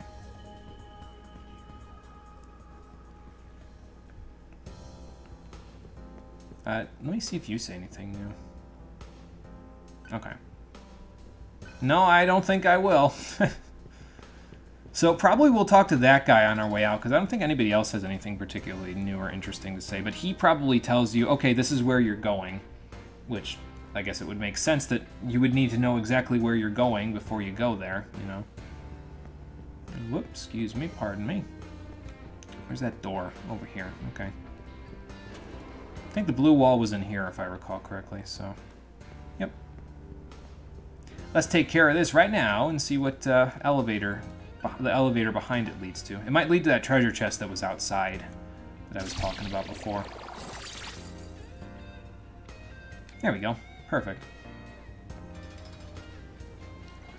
Or it might lead to somewhere completely different. I don't know. It's leading down wherever it's going. Ooh, creepy basement. Crumbling walls. Nobody's been down here in a long time, apparently. Okay, so where does this go? To a lot of treasure chests, by the looks of it. Anything back here? It's getting a little hard to see surf there, probably from the max solar noise. The screen turns a little funky when you get to max solar noise like that, so. Like they turn up the bloom a little bit, if I recall correctly. Okay, another blue wall here. So this leads to the elevator, which leads up to that treasure chest, so. Let's do this. Would have been a bit of a dick move if they made this like a yellow or a red wall, though, wouldn't it? But no, it's a blue wall, so we can take care of it. And this will lead us up, again, probably to that elevator that I was looking at before. Yeah, so there we go. We're connecting the world map a little bit here. It's almost like I'm playing Dark Souls. We'll get back to that eventually. There's a great chakra. That's not too bad. I think that's a full, at least a full MP heal for your entire party, if I recall correctly. Yeah. So. Very solid, very powerful. Probably going to try to save that for, like, late in the game. But I guess if I need it, I'll use it. I don't anticipate needing it, but, you know. We'll figure it out eventually. Okay, what do we got in here? A whole lot of nothing. I didn't see an examine just now, did I? No, I was just imagining things. Or I saw open, which is also a possibility. Let's see. Well, we can't get over there just yet. That might be that area with all those treasure chests down there. But let's see if we can find anything else in here while we're around. Of course, if it's locked from the other side, that would kind of suck then, huh? Because then how would we get to the treasure? But I don't know. Oh, 2 MP noises. Those are pretty nice. I think those don't raise your magic. I think that actually just raises your MP, so. Yeah, max MP plus 10. That's not too bad. That's plus 20 extra MP for whomever you give it to, so that'll come in pretty handy for us. I don't really know, like I said, exactly who I'm going to use all these noises on. I'll figure it out eventually. So, I mean, probably if you want to be the smart person, you could probably just use them all on Surf, because then he'd be absurdly overpowered. There's some HP noise for us as well, so that's pretty good. And he would basically carry your entire party at that point, but I think I might want to actually spread it out a little bit so that not any one particular character is incredibly overpowered, where the other ones just feel underpowered at that point. I kind of want to make them all sort of OP, rather than one person just be strictly OP. We'll figure it out. Yeah, it looks like it's that door down there. How do I get there? Yeah, maybe we'll figure it out later. For now, I don't think we can get that stuff, but maybe we'll come back and we'll be able to find out about it more later. For now, the main thing that we have to think about is what we're going to do when we invade the Manipura base, to see if... I'm trying to kind of wrap my head around their thought process here. Like, are we going there and are we just going to make allies with them? Are we actually going to fight any of them to prove our strength first? Or what exactly is the deal with that whole thing? Can't really wrap my head around it at the moment, but I'm sure we'll be able to figure it out soon enough. I was going to say on the next episode, but first I just want to double check on something. Okay. Yep, so everybody's where they need to be in terms of their mantras. So now all we need to do is head to the Manipura base and see if they're willing to forge an alliance. And if they're not, well, I guess there's always the, what's that, the solids? That's the other one. I think that's the other one, if I recall correctly. I mean, they seem like decent enough people, I suppose, so we'll see if they're as decent as they seemed at first glance on the next episode of Digital Devil Saga, the Stream Edition. Thank you for watching, everybody. I appreciate you coming out to Twitch and YouTube to check out the stream. I will post the schedule for next week as soon as I get the description done for this one and put everything away. Probably we'll be playing again tomorrow at 4:30 p.m. Eastern Daylight Time, but I'll let you know a little better once the schedule goes up in just a few minutes. Until then, take care and have a good one, everybody. I'm liking this so far. We've pretty much only done things that I've already done, but I don't know. I'm enjoying myself with this so far. I think we'll have fun. even though we're, basically being cannibals and devouring people. It's kind of icky, but well, the battle system's fun, I guess. I mean, hey, I played Bloodborne, right? So like this aesthetic doesn't even scratch me in terms of like whether or not it bothers me.